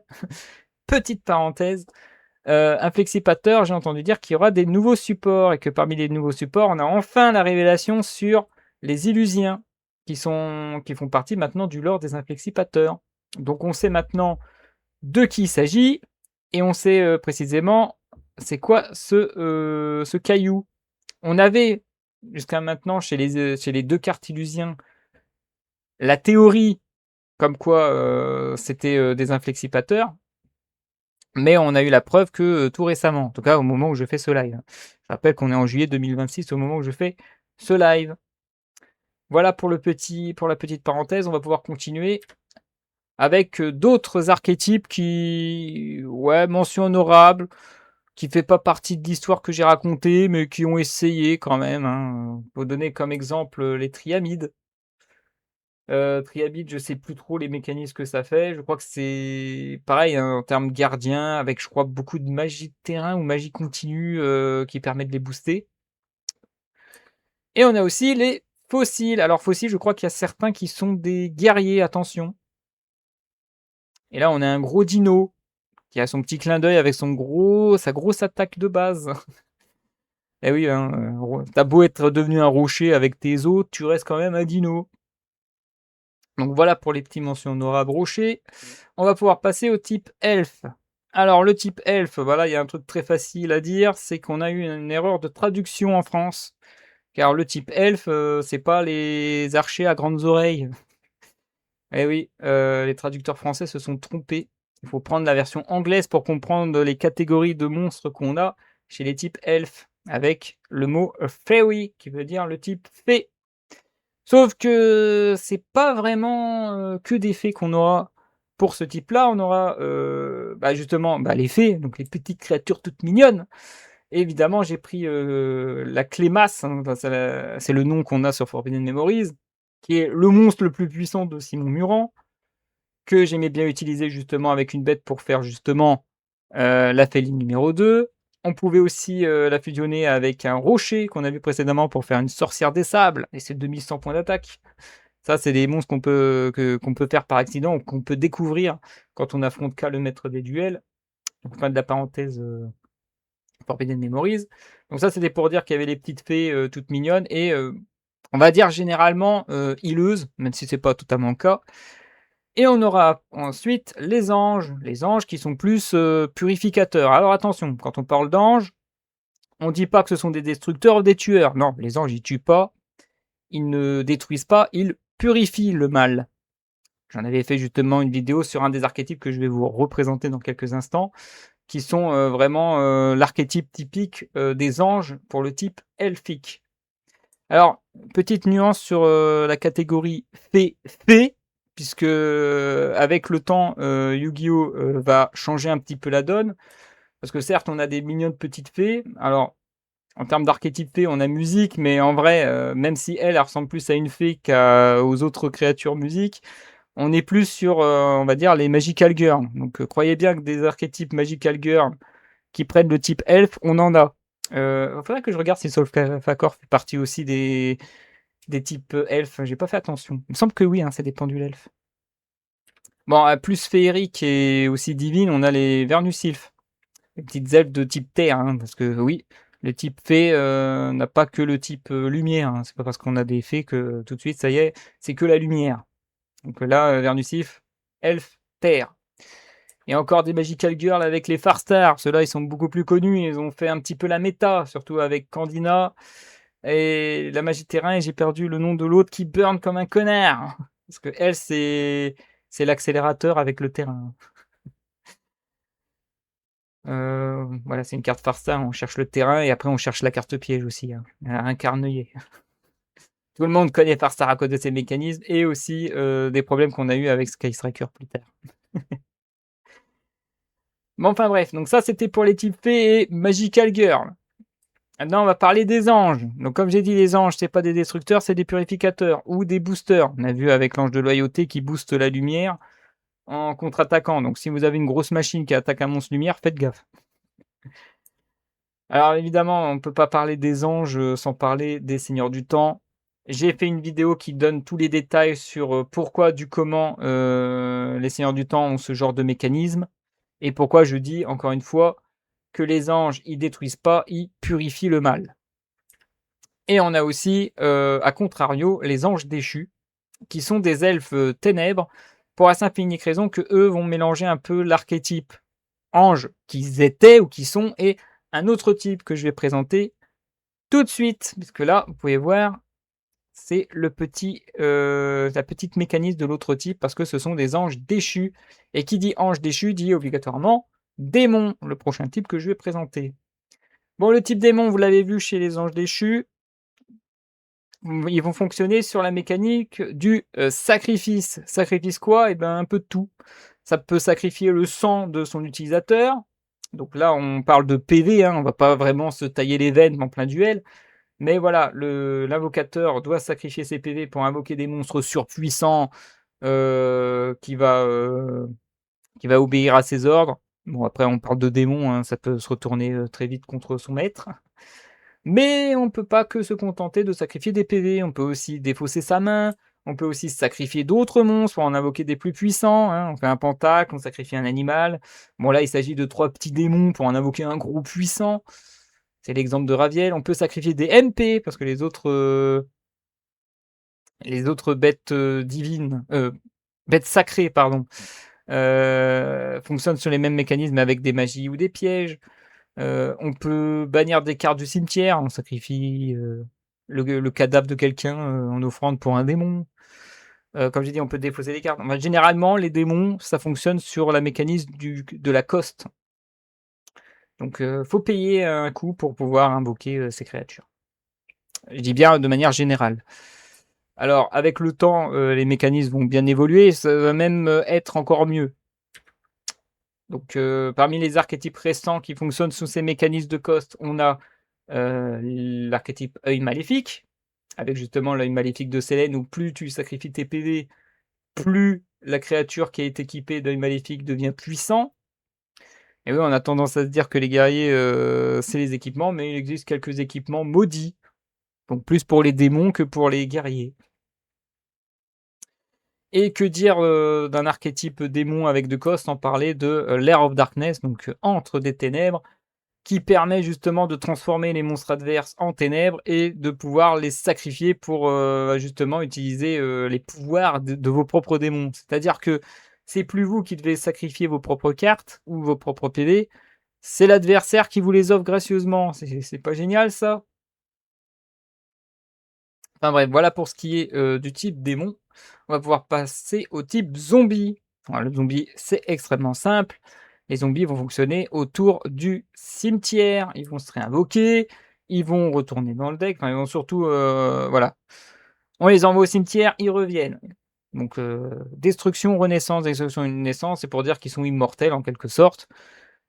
Bah, le support atypique, c'est bien Mezuki, hein, donc s'envoie au cimetière. Alors, se banne du cimetière pour réinvoquer un autre zombie, pardon, autant pour moi. Évidemment, qui dit zombie, dit monde zombie, qui permet justement de jouer avec les monstres adverses en les transformant en zombies, et ça donne encore des effets encore plus kiss cool, et oui, puisque on va pas se contenter que de réinvoquer nos zombies, on a envie d'invoquer justement les monstres adverses. Après tout, si on veut réinvoquer les monstres du cimetière adverse, eh ben, autant les réinvoquer en zombies.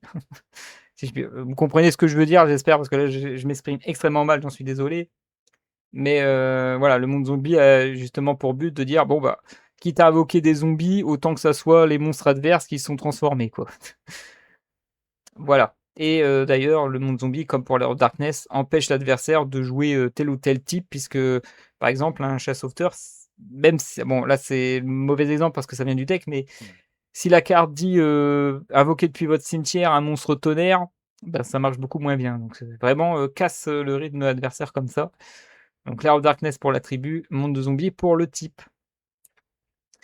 Alors les zombies, qui fonctionnent sur la mécanique de réinvocation de cimetière, c'est pas ça qui manque. Je vais en donner 2 exemples comme d'habitude.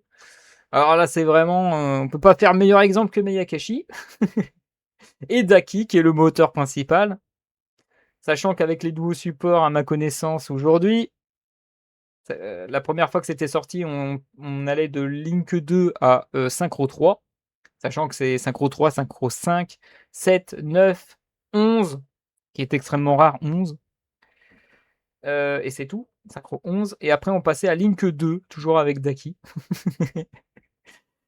Et plus récemment, maintenant, on a du Link 3 et du Link 4 de l'archétype. Donc, ce qui fait propre à Mayakashi, que j'ai pas montré, c'est que dès qu'une de ces créatures, donc Link 4, Link 3, Link 2 ou Synchro, se fait démolir, détruire et envoyer au cimetière, et ben il y a son niveau inférieur qui se réinvoque avec l'effet qui va avec. Donc on peut pas les détruire facilement, les Mayakashi. Un autre exemple plus compliqué en termes de reborn zombie. Alors j'aurais pu montrer l'archétype zombie pur, mais je l'ai pas fait avec Banshee, Graine, etc. Ça existe, mais c'est pas un archétype propre, c'est un archétype hors sujet.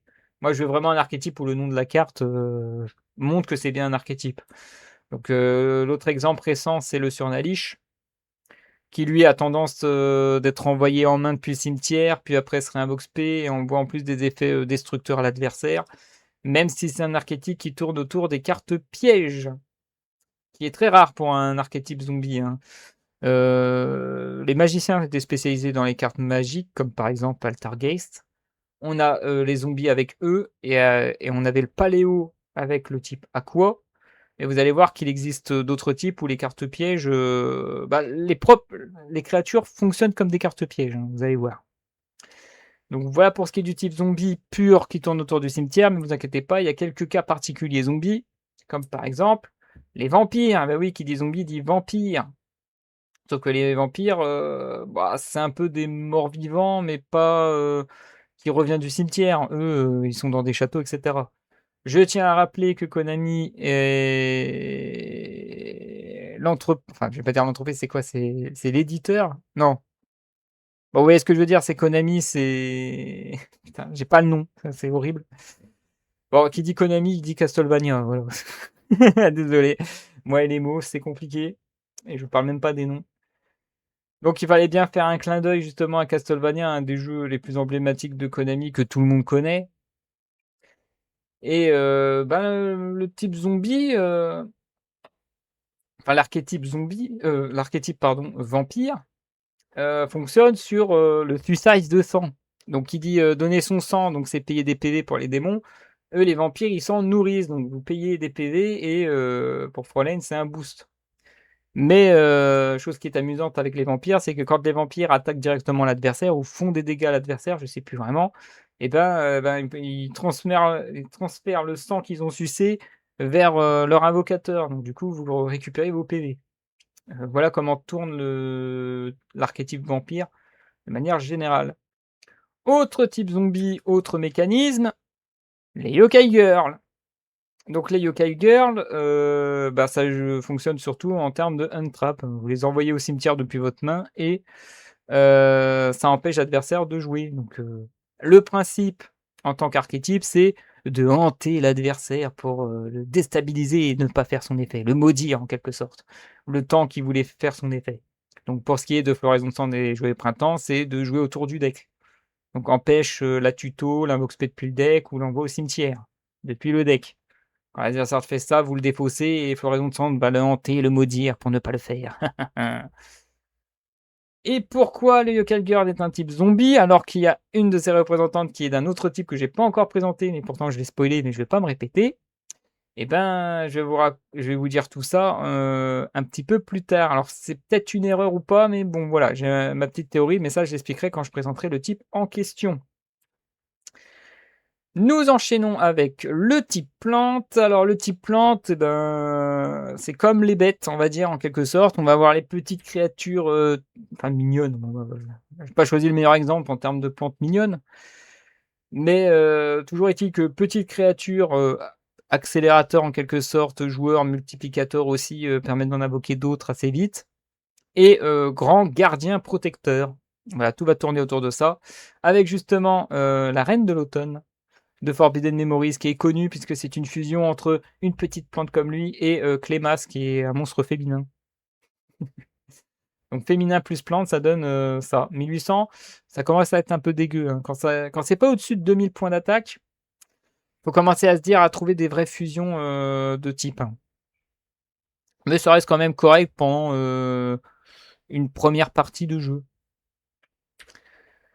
Alors évidemment, en termes de support plante pure, on n'oubliera jamais la floraison de feu.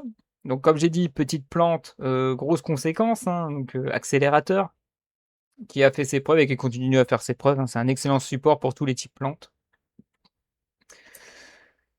Et donc en termes d'archétypes, donc j'aurais voulu parler des Naturia. Le problème, c'est que les Naturia, les petits sont certes des plantes, mais pas que. Il y a un autre type que je vais présenter juste après les plantes en plus. Vous allez comprendre pourquoi. Et les gardiens qui sont tous sauf des plantes. Enfin presque, je crois qu'il y en a qu'un, je crois, en plus, de type plante. Et vous inquiétez pas, dans le même délire, nous avons les Sylvanes qui, eux, sont pures plantes. Alors, je crois que j'ai vérifié, mais les humanoïdes, les gars qui... Alors, je connais pas trop le lore de Sylvanes, mais je sais qu'il y a des plantes pures, mais il y a aussi des êtres humanoïdes avec des vêtements de feuilles. Je sais pas si c'est des guerriers, mais il me semble que si je l'ai mis, c'est que c'est des pures plantes. Donc, les petits, hein, tout se passe bien dans la forêt, ils s'amusent quand soudain une menace. Et la menace va réveiller les grands gardiens protecteurs qui vont tout détruire sur leur passage. Voilà. Donc autant les bêtes, c'est la loi de la jungle, autant les plantes, non, faut pas trop les faire chier, sinon les grands gardiens viennent remettre un peu de l'ordre. C'est la différence entre la faune et la flore. Autre exemple de plantes, je crois qu'ils font pas partie des mécanismes, nous avions les Rika. Et oui, c'est rare d'avoir un archétype pur féminin qui ressemble à des Magical Girls ou à des... Ouais, c'est vrai que ça ressemble à des Magical Girls, et pourtant ce sont des types plantes avec leur support Sylvan. Sylvan, je crois qu'il n'est pas pur plante, je crois qu'il y a du guerrier si je me trompe pas, et c'est pour ça que j'ai pu mettre Kurika. Et à contrario de tout ce qui est mignon et gardien, on a justement les prédaplantes qui mettent en avant les monstres plantes carnivores, qui ressemblent aussi en termes de plantes carnivores. Je fais la transition, il y a un autre archétype qui fonctionne aussi avec les prédaplantes. Alors, attention, prédaplante, certes, va avec un autre monstre, mais le monstre en question fait pas partie de l'archétype prédaplante. C'est pour ça que je les ai séparés. Je l'ai mis l'archétype Dragon Arc 5. Et même si Starling Venom, qui est le dragon fusion des 4 dragons Dark 5, pour moi, je les mets plus dans l'archétype Zark, qui est type dragon, que prédaplante. Donc, j'espère que vous me comprenez. Et donc, si on enlève justement Starling Venom, ben, tous les monstres prédaplantes sont de type plante. Et donc, j'en étais à la transition. C'est pas le seul archétype plante qui fonctionne avec les plantes carnivores, puisqu'on a un autre archétype qui sont les Traptrix. Sauf que les Traptrix, ben, c'est pas que des monstres plantes et qui fonctionnent sous la mécanisme des cartes pièges. Et si j'insiste là-dessus, c'est parce qu'il y a un autre type qui, eux, fonctionnent en tant que monstres avec les cartes pièges. Enfin, qui sont eux-mêmes des trappes, mais sur le terrain. J'ai nommé le type insecte. Alors, je vais juste faire une petite pause 2 secondes, parce on entend ma voix que je commence à la perdre. Voilà, excusez-moi pour la petite interruption. Donc, le type insecte, comme j'ai dit, alors il y a plusieurs caractéristiques. La caractéristique qui, pour moi, est l'une des plus propres, c'est justement la caractéristique du piège. Donc, c'est pour ça que Traptrix a un clin d'œil avec les cartes pièges. Et que les insectes vont beaucoup jouer autour des pièges. Beaucoup. C'est le type qui va en avoir le plus, d'ailleurs. Mais quand je dis cartes pièges, c'est pas les cartes pièges, c'est aussi eux-mêmes, avec leur fonctionnalité flip. Avec le plus connu d'entre eux, évidemment, l'insecte mangeur d'hommes, qui, je crois, c'est lui qui va être les prémices de tout ce qui est type piège en tant qu'insecte. Hein. Le type flip et les insectes, c'est une longue histoire d'amour, vous allez voir. Voilà, c'est mangeur d'hommes détruit un monstre sur le terrain. Quoi d'autre à dire, hein. Si ce n'est que c'est Yami Bakura qui l'a utilisé la première fois. Pour tuer les amis de Yugi, transformés en cartes. Enfin, pas transformés en cartes, si, un peu transformés en cartes. Leur âme ont fusionné avec leur monstre fétiche. Rappelez-vous. Type insecte, donc voilà, on a le côté flip, mais on a aussi le côté invocation flip. Vous vous souvenez du type rocher dans lequel j'avais dit il y a un gardien face verso en position de défense, peut se retourner face recto, attaquer et se remettre en position de défense derrière. Voilà, nuée de sauterelles, nuée de scarabée. Il y a un autre nuée qui est sorti il y a pas si longtemps par rapport au live, hein, comme d'habitude. Je sais plus le nom. Je sais qu'il y a nuée de corbeau, mais c'est pas des insectes, et je crois que c'est nuée de scorpion, mais je suis plus très sûr. Qui eux, voilà, détruisent des cartes magie et pièges, parce que c'est, comme j'ai dit, hein, ils fonctionnent comme des cartes pièges. Hop, je suis là, je me retourne, et après je me retourne et je suis prêt à refaire en tant que piège. Et on a, oui, la deuxième catégorie, donc l'arbre de papillon. Donc ça, c'est, je veux dire, la deuxième caractéristique des insectes, c'est le genre à évoluer. Ça commence par la petite larve et ça finit en grosse mythe. Et ça, on va le retrouver. Enfin, ça va disparaître et ça va fonctionner différemment, mais l'arbre de papillon et grand papillon, très très très vite, va avoir son alter ego insecte ultime et le mécanisme des levels, qui va être généralisé pour d'autres trucs. Hein. Donc, insecte ultime niveau 1 qui peut évoluer jusqu'au niveau 7, donc petite larve et la grosse mythe. Voilà. Donc, avec le temps, on va avoir des archétypes, encore une fois, qui vont leur être propres, en clin d'œil avec ce que je vous ai raconté. Donc, le clin d'œil insecte, genre flip piège, ben, l'un des plus connus récemment, c'est les crawlers, avec leur effet flip qui se coule. Et en termes de petites larves grosses mythes, on a les guêpes de bataille. Alors les guêpes de bataille, il n'y a pas de larves, hein, c'est juste des petites abeilles qui se transforment en... Enfin, ils se transforment. Voilà, on a les petites ouvrières, on a la grosse reine, quoi. Vous voyez ce que je veux dire. J'aurais pu rajouter aussi Insector ou Coléotroupes. Si je les ai pas mis, c'est parce que j'avais pas la place ou que je sais pas si un des archétypes justement, n'est pas que exclusivement insecte. Donc voilà ce que j'avais à dire pour le type insecte. On passe au dernier type qui est sorti au tout début du jeu, qui est le type reptile. Et oui, je finis avec lui pour les premiers types, parce que le reptile, pendant très longtemps, et aujourd'hui je continue à le nommer comme ça, même si ça n'a plus cours, je les ai surnommés les éternels délaissés. Parce que les reptiles, c'est vraiment ceux qui ont été les plus malchanceux pendant 22-23 ans, j'ai envie de dire, hein. Et ça commence déjà avec Forbidden Memories. Donc, comme je l'ai dit, le type dragon et le type dans Forbidden Memories, on peut fusionner avec le maximum, enfin le plus de types différents. Je vous donne des exemples. Avec le type rocher, vous avez le dragon de sable ou le dragon rocher à 2000 d'attaque, 2300 de défense. Avec le type plante, nous avons le dragon noir de la jungle avec ses 2100 points d'attaque. Le tonnerre donne le dragon éclair, puis le dragon éclair à 2 têtes, avec ses 2800 points d'attaque. Avec le type pyro, je sais plus ce que ça fait. Je sais plus si c'est un type feu, justement. Enfin bref, avec le type zombie. Alors là, faut les enchaîner parce qu'il y a le guerrier squelette à 1200. Enfin, ouais, le guerrier squelette, le soldat zombie à 1500. Ensuite, je crois qu'il y en a un à 1700 et on peut monter jusqu'à la malédiction du dragon à 2000 points d'attaque.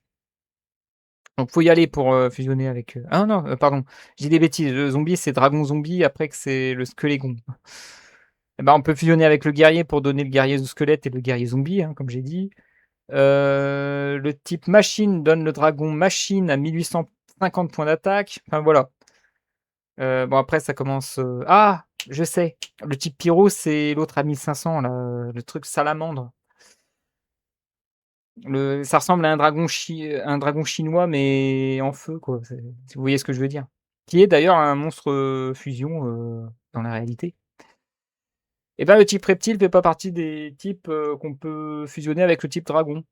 Et pire encore, parce que le type reptile, c'est le seul type de monstre qui peut fusionner avec un type qui n'existe même pas, un peu comme les jarres ou le type féminin. Parce que pour les reptiles, pour avoir un monstre fusion de type, il faut avoir un clown. Donc le clown grossier, le clown zombie, le clown masqué, je crois que ça fonctionne aussi, mais pas sûr pour le clown masqué. Mais voilà, en tout cas, pour clown grossier, vous prenez n'importe quel reptile et n'importe quel clown, donc faut quand même voir que c'est un clown. Bon, lui, c'est facile. Pour obtenir un faucheur d'âme. C'est vraiment un Soul Hunter en anglais, ouais, c'est bien le faucheur d'âme. Et quand même, 2200 points d'attaque, c'est quand même pas dégueu, hein, parce que le Cerbère flamboyant avec ses 2100 points d'attaque, avec Bête plus Pyro, c'est que 2100 comme j'ai dit. Uchioni, Jarre plus Démon, c'est 2150 points d'attaque. Sorcière des Sables, 2100. Donc à part le Dragon du Tonnerre à 2 têtes et ses 2800 points d'attaque, ou l'Oiseau du Soleil et ses 2300 points d'attaque qui fusionnent Pyro et Bête ailée, 2 fois, parce qu'il y a quand même Mavelu avant avec 1200 points d'attaque. Faucheur d'âme est quand même pas mal, mais voilà. Faire un deck complet avec que des reptiles et des clowns, c'est de la merde, hein. Autant vous avez plus de chances d'affronter Rex Raptor et d'obtenir des dragons, et avec de la chance, vous pouvez avoir aussi des tonnerres pour vraiment peu de points d'attaque et de défense, que des clowns, parce que les clowns, ils ont quand même beaucoup plus de points d'attaque. Il faut attendre un Sectoraga et passer son Jirigumo à 2200 points d'attaque, puis derrière May Valentine et Bandikers pour espérer choper ce genre de créatures. Donc voilà pourquoi, déjà, le reptile dans Forbidden Memories, pardon, délaissé. Mais dans Master Duel, qu'est-ce que ça donne du coup? Eh ben, c'est pas mieux. Puisque la mécanique propre aux reptiles, ben, ça va être le malus ou le bonus. Enfin, c'est assez compliqué parce que là encore, eux aussi, difficile de trouver un mécanique qui leur sont propres. Victimes comme les rochers. Alors, au début, ça a commencé avec des compteurs. Des compteurs venins. Enfin là, c'est compteurs hyper venins parce que c'est le boss, mais il faut prendre en compte l'archétype serpent venimeux qui ont à la base des compteurs venins, et que chaque compteur venin sur un monstre adverse baisse ses points d'attaque et de défense, et si les points d'attaque et de défense atteignent 0, le monstre est détruit. Cependant, à partir de l'ère de synchro, pardon, à partir de la RD synchro, donner un malus à l'adversaire, ça sert à rien parce qu'il peut très vite remplacer le monstre par un synchro plus puissant. Donc, mécanisme de merde. Alors, il y a aussi les aliens avec leur compteur A qui vont contaminer par compteur A les monstres adverses et soit les créatures adverses ont un malus, soit ça donne un boost à vos créatures. Quand je dis vos créatures, c'est les aliens, hein. Ça dépend des effets des aliens qui sont sur le terrain quand l'adversaire a des compteurs A. Et il y a aussi des cartes magie et pièges qui s'activent en fonction du nombre de compteurs A sur les monstres adverses. Un seul, normalement, ça devrait suffire, mais plus il y a de compteurs A, plus c'est puissant. On a eu aussi les vers. Bon, là, les vers, j'abuse parce que c'est le seul qui a des compteurs. Mais les vers, même principe. La différence, c'est que déjà, le niveau, il est dégueulasse. Et en plus de ça, les vers, dans le lore, a tendance à jouer sur la multiplication plus que sur le malus. Mais j'ai pas souvenir que les vers ont fait l'unanimité dans la méta. Donc, encore une fois, délaissé. Donc Konami a décidé de changer un petit peu, on va arrêter de mettre des compteurs, puisqu'après tout, on a sorti Horde des magiciens, et avec les bêtes mythiques et plus tard les endymions, les compteurs, bah, ça va être des compteurs magie, qui sont bien plus intéressants et qui vont faire de l'ombre à ces compteurs de malus dégueulasses. Et ils vont décider de créer les malus directement, comme ça, par effet, et non plus par des compteurs. Donc le Reptilia a une fâcheuse tendance à réduire à 0 point d'attaque, enfin surtout à 0 point d'attaque, pardon, à réduire à 0 l'attaque des monstres adverses, c'est mieux de le dire comme ça. Sauf que comme j'ai dit, ben, Reptilia c'est un archétype synchro. Et comme j'ai dit, ben, les synchros, puis les exis, et encore pire les links, ça fait que, ok, t'as affaibli le monstre adverse, mais il est toujours présent, prêt à être utilisé pour une invocation exis, link, etc. Donc, encore une fois, mécanisme de merde, même si j'aime bien la Naga Reptilia au passage. Donc faut changer. Et il faudra attendre très très très très longtemps pour avoir enfin un archétype potable. Et je dis potable parce que pour l'instant, je dirais plutôt Rogue avec Ogdoadik. Ogdoadik, alors je peux pas dire vraiment les mécanismes, et je sais que je fais un clin d'œil à quelqu'un que j'ai connu quand j'ai joué à l'ancienne boutique, qui utilisait cet archétype et qui l'utilisait très bien. Donc était capable de rivaliser avec la méta. Sauf que on est mi-2026, mais c'est plutôt fin 2025, début 2026. Il y a eu un autre archétype que je me doutais même pas qu'il était reptile, tellement il était puissant, qui est passé à la limite de T0. J'ai nommé les Mitsurugi et leur fameux rituel. Eh oui, archétype pur TCG qui a fait ses preuves hein, à la méta, puisque c'est du T1 assuré, voire hésitation avec le T0, parce que Mitsurugi il a fait de gros dégâts dans la méta. Aujourd'hui, il est facile de se le procurer parce qu'il y a eu un deck légendaire qui est sorti qui permet d'avoir l'archétype complet. Donc, vous en achetez 3, vous avez l'archétype complet. Là où il y a 2 autres archétypes, Sabre X et Sky Striker. Sky Striker aussi qui a fait ses preuves à la méta à une époque. Où les nouveaux supports, il y a des exclus, il faut les choper avec de la chance. Dégueulasse. Donc voilà.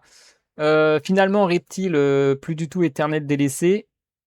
Mais un jour, peut-être qu'un autre archétype va lui faire de l'ombre. En tout cas, au moment où je fais cette vidéo, Mitsurugi fait encore ses preuves, mais moins T1. Mais il reste quand même fort. Donc voilà pour ce que il était. Pardon, voilà pour ce qui était des types qui étaient sortis. Et là, c'était les types qu'on voyait uniquement dans Forbidden Memory. C'est pour ça que je dis que c'est les types qui sont sortis à la sortie du jeu de cartes. Sauf que le temps va s'écouler et d'autres types vont sortir, dont un pas si rapidement que ça, mais dans la série, ils vont avoir leurs types qui sont propres et il va falloir du temps pour nous pour les avoir. Et il est temps maintenant de décortiquer tout ce qui est sorti depuis. Je répète encore à ce moment-là, je sais pas si les types que je vais présenter vont être présentés dans l'ordre de leur sortie. J'ai essayé de faire cet effort-là, mais entre les sorties officielles au CGTCG et ce qui était présenté à la série, c'est difficile, donc j'ai choisi, un certain ordre exprès pour que ça soit présentable, si je puis dire, plus que l'ordre chronologique. Et évidemment, on va commencer par le type le plus connu, pour les anciens, à savoir les bêtes divines. Donc j'ai fait, le lapsus tout à l'heure avec les bêtes sacrées, si vous avez fait attention à la quand j'avais présenté, le type démon. Alors les bêtes divines, c'est très simple, c'est juste les dieux égyptiens, voilà. Rien d'autre à dire. Pour ceux qui connaissent la série, vous connaissez ces 3 créatures. Donc les dieux égyptiens et leur forme alternative. Enfin, surtout pour, le dragon et les 2 rats. Je crois que Obélisque et Slifer n'ont pas encore. Ils ont plein d'artworks alternatifs, ça y a pas de souci, mais une autre forme, je crois pas. Ils auraient peut-être pu tenter un Slifer avec l'autre bouche ouverte, ou un Obélisque plus destructeur, mais je crois qu'il y en a pas. Les bêtes divines, par contre, je sais qu'ils ont eu des nouveaux supports il y a pas longtemps, donc bêtes divines et enfin bêtes sacrées pardon, chaque fois. Bêtes sacrées, et on épargne aussi les bêtes démoniaques qui sont des démons, hein. Voilà, pour ce qui est des bêtes divines. Mais il faut savoir qu'il y a un autre type qui leur sont consacrés, mais bah, il est jamais sorti chez nous, à savoir le, dieu créateur. Donc le dieu créateur, chez nous, on le connaît, que dans la série, parce que c'est une carte qui n'est sortie qu'en OCG, il est jamais sorti chez nous. J'ai nommé cette carte. Bon, c'est du japonais, donc avec la traduction en anglais approximative, on obtient Olacti, the creator of the light, donc le créateur de lumière. Et comme j'ai dit, c'est la créature qui a détruit Zork l'Obscur. Désolé pour le spoil, mais bon, ça fait des années que la série, la première série est sortie. Si on commence à m'en vouloir que j'ai spoilé, merci. Et donc sa caractéristique, c'est bah, un peu comme les guerriers magnétiques. C'est vous avez les 3 dieux égyptiens sur le terrain. Je crois qu'ils s'invoquent même depuis le deck cette carte, hein. Depuis la main ou le deck, je sais plus. Sûr depuis la main et depuis le deck, je suis plus très sûr. En tout cas, de mémoire, c'est une invocation qui peut pas être annulée par l'adversaire. Que lorsque cette carte est annulée, votre adversaire peut pas activer d'effet de carte. Et qu'une fois sur le terrain, vous gagnez automatiquement le duel. Donc les attaques défense point d'interrogation servent à rien. C'est juste victoire automatique. Surtout ça qu'il faut retenir, c'est fusion des 3 dieux égyptiens, entre guillemets à la guerrier magnétique, permettant une victoire automatique. Voilà. Ensuite, nous avons les psychiques. Alors, les psychiques, de manière personnelle, c'est le type que je déteste le plus. Vous allez comprendre pourquoi, mais je commence déjà par une théorie. Comment le type a vu le jour? Moi, ma théorie, c'est que tout a commencé dans l'arc de Batailleville avec la présentation de cette carte. Vous le connaissez, il s'appelle Jinzo, une carte machine. Aussi choquant que cela puisse paraître, oui, c'est une machine qui va jouer sur les psychopouvoirs, empêchant ainsi l'adversaire d'utiliser les cartes pièges. Oh, quelle horreur, l'anti-jeu. Même si j'ai présenté pas mal de cartes anti-jeu, Jinzo, ça fait partie des pionniers d'anti-jeu, hein. Et c'était les cartes pièges. Le problème, c'est que je pense que les créateurs de Konami se sont vite dit: «Oh, quand même, Jinzo, il fait pas très machine, il aurait plutôt fait un truc, de type, un peu comme Mewtwo quoi, le type psy». Sauf que, ben, l'aspect conservateur fait que, ben, pas le choix et il fallait qu'ils choisissent un type de monstre. Ils se sont dit: «Ouais, psychique, machine, ouais, ça peut le faire, hein». Après tout, c'est la technologie qui peut peut-être jouer avec les psychopouvoirs. Mais vous inquiétez pas, plus tard, Konami va se dire: «Bon, on a sorti des types, spirit, enfin des surtypes spirit et cetera. On peut peut-être créer des nouveaux types de monstres» et ainsi est né les psychiques et leur anti-jeu. Comme Harlequin Psy, où on paye 800 points d'attaque et on empêche l'adversaire d'attaquer et c'est plusieurs fois par tour. Donc tant que vous avez des PV, votre adversaire peut plus vous attaquer. Vous et vos monstres, que vous pourrez sacrifier pour invoquer des gros tons derrière. Et ça va empirer avec le temps, ces putains de psy de merde, puisque plus tard, il y a quelqu'un qui a eu l'incroyable idée en se disant: «Ah bah c'est drôle, il y a des gens, ils utilisent des untraps». Vous savez, Kuribo empêche une attaque adverse en la défaussant, ou Pendouillé de combat empêche l'adversaire d'attaquer directement vos PV et invoque un monstre. Et pourquoi on créerait pas un archétype comme ça? Allez, instructure psy, oui. Archétype pur psychique qui empêche l'adversaire de faire quoi que ce soit si vous avez le bon matos en main. Et en plus derrière permet de faire une synchro qui va faire chier l'adversaire. Trop bien. Et oui, c'est ce qui fait le propre du type psychique, c'est empêche l'adversaire de jouer. Et oublie totalement que Yu-Gi-Oh! Est un jeu qui doit se jouer à deux. Non. Pour ceux qui veulent être spécialisés pour le solitaire, c'est-à-dire le jeu de cartes, c'est moi qui joue et pas l'adversaire, le type psychique est fait pour vous. Allez, un petit dernier exemple, je l'avais présenté l'archétype, c'est les Yokai Girls. Eh oui, Entrap, ils ont voulu faire exactement pareil. Ils ont sorti les psychiques parce que c'est des fantômes surnaturels avec les trucs gamma, et cetera. Vous savez, les fameux trucs qui, dès qu'ils commencent à clignoter en rouge, c'est qu'il y a trop d'ectoplasme ou je sais pas quoi. Les chasseurs de fantômes, quoi. Ils ont voulu commencer à faire ça avec le type psychique, mais il y a une carte qui s'appelle téléporteur d'urgence, pardon, et qui permet d'aller chercher, enfin d'invoquer SP, un monstre psychique de niveau 3 directement. Et vous savez qu'il est facile aujourd'hui de recycler le cimetière et de retourner dans la main. Donc imaginez quand vous pouvez invoquer SP un ogre fantôme directement et que derrière vous pouvez aller chercher ou invoquer SP d'autres yokai girls qui auraient été psychiques. Du coup, Konami s'est dit ouais, on va avoir un problème là si on commence à jouer avec le recyclage après les avoir invoqués et les chercher du deck. Ça va pas trop le faire. Donc maintenant, on change de type. Allez, les autres yokai, des zombies. Donc moi, c'est ma théorie qui fait pourquoi Ghost Ogre est la seule carte qui est psychique. Ça, et une autre théorie que j'avais fait dans la vidéo sur les Yokai Girls, qui s'appelle ma théorie sur les Yokai Girls, et tout ce qui est du fait que Ogre Fantôme est censé être l'exorciste en train de chasser les autres yokai.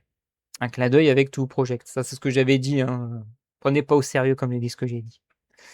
Alors, à contrario du psychique dégueulasse qui pue ses grands morts et qui me fait haïr ce jeu.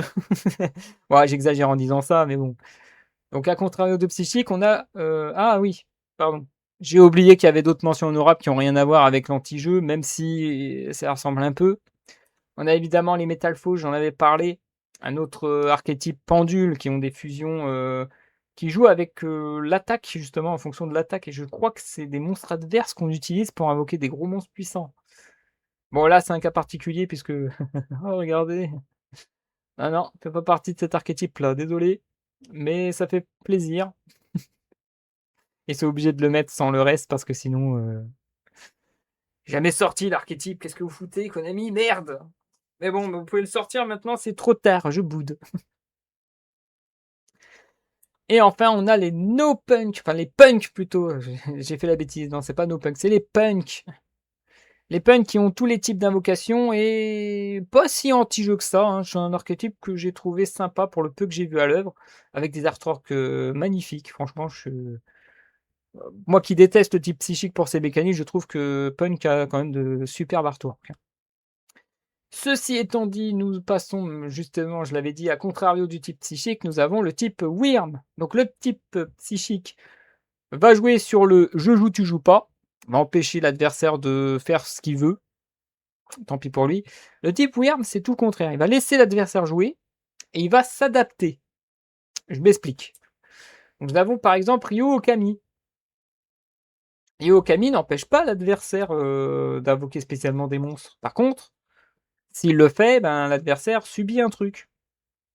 C'est ce que je veux dire avec le type Wyrm, c'est que généralement, c'est ça. C'est quand l'archétype est spécialisé dans l'invoque P, eh ben, on va pas empêcher l'invoque P. Par contre, on va permettre de faire un truc qui dit maintenant que tu as invoqué SP, il va t'arriver une bricole quand ce sera mon tour de jouer. On laisse l'adversaire jouer et après on s'adapte. Le Yangzing, là on commence déjà à parler tout de suite des archétypes mémorables de l'histoire de Yu-Gi-Oh! Hein. Le Yangzing se joue sur le fait que plus votre adversaire va vouloir détruire un Yangzing, plus il y en a un autre qui va le remplacer avec d'autres trucs qui se coulent et qu'au bout d'un moment, l'adversaire peut plus les attaquer. Ça fait qu'il y a un monstre qui reste sur le terrain, va faire ses synchros et après derrière va détruire l'adversaire. Donc comme j'ai dit, on s'adapte. On s'adapte là à l'attaque de l'adversaire. C'est surtout les synchros qui font très mal. Et d'ailleurs, les Yangzing vont petit à petit être remplacés en tant que support et non plus en tant qu'archétype jouable. C'est peut-être pour ça que je l'ai mis là. Alors en termes d'archétype plus ou moins mémorable, on a aussi... Alors, c'est vrai que j'ai dit que le type Wyrm s'adapte à l'adversaire, mais eux aussi on bourrait sur le fait du je joue, tu joues pas. J'ai nommé évidemment les rois véritables et surtout celui-là. Mais pour défendre quand même le type Wyrm, je tiens à préciser que quand cette carte est sortie, le seul archétype qui pouvait l'invoquer, c'était roi véritable. Il était extrêmement rare d'avoir sur le terrain plusieurs monstres de niveau 9, même si plus tard il y aura Boss Generider et plus récemment Monde Virtuel qui font que cette carte est devenue une horreur. au point qu'il fallait la bannir. Donc voilà, donc roi véritable, pure Wyrm en fonction, des attributs. Il y en a un pour à peu près chaque type d'attribut. Il y en a un qui est très connu, c'est celui de la terre parce qu'il va servir de support pour le type dino, rappelez-vous. Et dernière chose qui montre que cet archétype était vraiment horrible, c'est que c'est censé être aussi un clin d'œil au Dragon Ruler. Même si, Roi Véritable fait partie d'un lore en rapport avec les véritables dracos que vous voyez ici. Véritable draco, là, c'est vraiment, purement, s'adapte à l'adversaire. C'est-à-dire même s'il y a diagramme et cetera, vous faites péter des MP, une fois que vous avez un monstre, sur le terrain, en fonction de ce que va faire l'adversaire, donc s'il s'amuse à invoquer des monstres, il y a un véritable Draco qui permet de faire le mécanisme. S'il y a une carte magie, il y a une carte, enfin, vous voyez le genre. Le mécanisme d'aller chercher, les bonnes cartes et qu'après derrière, une fois qu'il a fait le terrain, ben, vous sacrifiez vos magies et pièges pour faire vos invocations de sacrifice et vous détruisez le terrain petit à petit et après vous attaquez et ils sont protégés par diagramme. Vous voyez ce que je veux dire là-dessus? Ça n'empêche pas l'adversaire de jouer, hein. Le seul moment où l'adversaire, va avoir du mal à jouer, c'est quand les cartes pièges, Véritable Draco, sont sur le terrain. Là, ça devient compliqué. Mais, le plus dangereux chez Véritable Draco, c'est pas que les cartes Véritable Draco, c'est les petits supports qu'on met avec pour, forcer l'adversaire à jouer tel style de jeu plutôt qu'un autre et du coup, ben, on a le counter naturel. Un autre exemple d'adaptation, le Tenyi. Donc lui, le Tenyi, ben, c'est le fait que les petites créatures, va s'adapter. Un adversaire est plus fort que votre monstre, il y a un Tenyi qui permet de booster vos monstres. Un de vos monstres a été détruit, il y a un Tenyi qui permet de le rejouer ou de le recycler. Mais généralement, on l'utilise déjà comme mécanisme pour faire les gros monstres derrière. Donc, votre adversaire avait une invocation spé, je crois. Je sais plus si le gros synchro annule des effets ou je sais plus quoi. Avec ses 3000 points d'attaque, il peut réattaquer, je sais plus. J'ai oublié ça. Bon, vous voyez ce que je veux dire là-dessus. Des types Wyrm comme ça, de type adaptation, vous en avez. Bah, justement, un monstre commence à vous faire chier, vous avez un Tenyi qui permet de le retourner dans sa main. Enfin, vous voyez ce que je veux dire, hein. Comme j'ai dit, voilà, le type Wyrm toujours à s'adapter. Alors, d'autres types Wyrm que j'ai pas mis, qui ont pourtant marqué la méta, c'est Sword Soul, Amépée. Amépée, c'est un parfait exemple. Vous avez un gros synchro indestructible par des effets de cartes parce qu'à chaque fois que vous voulez essayer de démolir, vous bannissez une carte à la place. Et comme vous avez banni une carte, ça crée un effet qui se coule qui bannit une carte adverse plus une carte de son cimetière. Et qui se booste en attaque et défense en fonction du nombre de cartes magie et pièges bannies. Il y en a un qui littéralement soit negate un effet, soit c'est quoi son autre effet? Tuto, je crois. Ouais, tuto. Mais ouais, c'est l'un ou l'autre. Donc voilà, comme j'ai dit, même Amépée, même si c'est un archétype qui était bourrin pour son époque, ça joue sur l'adaptation de l'adversaire. Ça joue pas sur empêche l'adversaire de jouer à proprement parler. Et enfin, bah, en termes d'adaptation, je parlais de bannissement, je suis obligé d'en parler, hein. Le Métaphiste! Oui, je le dis comme ça cette fois parce que j'avais parlé de Dédale, mais là, le type Wyrm, c'est vraiment le Métaphiste. Ce sont que des monstres Wyrm qui laissent l'adversaire jouer et après clean le board. Voilà, c'est le principe de Métaphise en fait.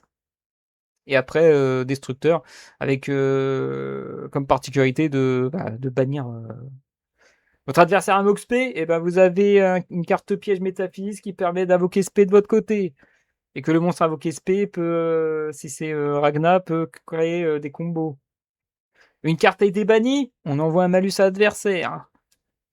On lui banne une carte. Ben voilà, tout ça. Votre adversaire veut vous attaquer, ben, comme pour Amépée qui a son gros monstre qui se booste, et ben vous avez un petit dragon à pas qui permet de vous protéger d'une attaque si vous avez un métaphile dans le cimetière ou banni. Voilà, encore une fois, comme j'ai dit, c'est l'adaptation. Bon, je pense que j'ai assez présenté le type Wyrm, j'en ai trop dit, mais vous avez compris que, à contrario du psychique que je déteste, le type Wyrm, je l'adore, qui est mon type préféré du coup.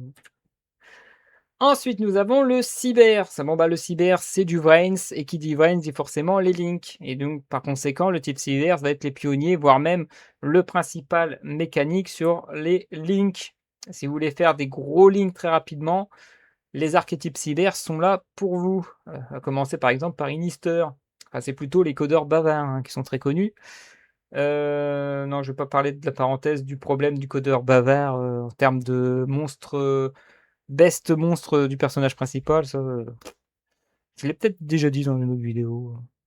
Mais enfin bref, voilà. Donc toujours est-il que le cyber, bien qu'il y ait eu d'autres, types, hein, il y a eu le lore Héritage du Monde qui a montré plein de types qui permettent, de faire, de l'accélération, Link, mais le cyber reste le maître en la matière, donc évidemment, qui dit personnage principal dit son petit Kuribo qui va avec, donc le petit Link Kuribo et son Link Kuribo aussi, pour Ai. Donc voilà, le cyber, ça va être populaire là-dessus, hein, pour ses links. Donc des mentions honorables qui ont enfin mentions honorables. Comment on peut dire mention honorable quand on parle du grand gagnant de l'éternel format? Champion de France, champion d'Europe, champion du monde 2019 pendant l'éternel format avant la grosse banne et le gros changement MR5 de 2020. Salamagrande, Salamangrande ou Salamangrande. En anglais, Salamangrade, c'est mieux de le dire comme ça.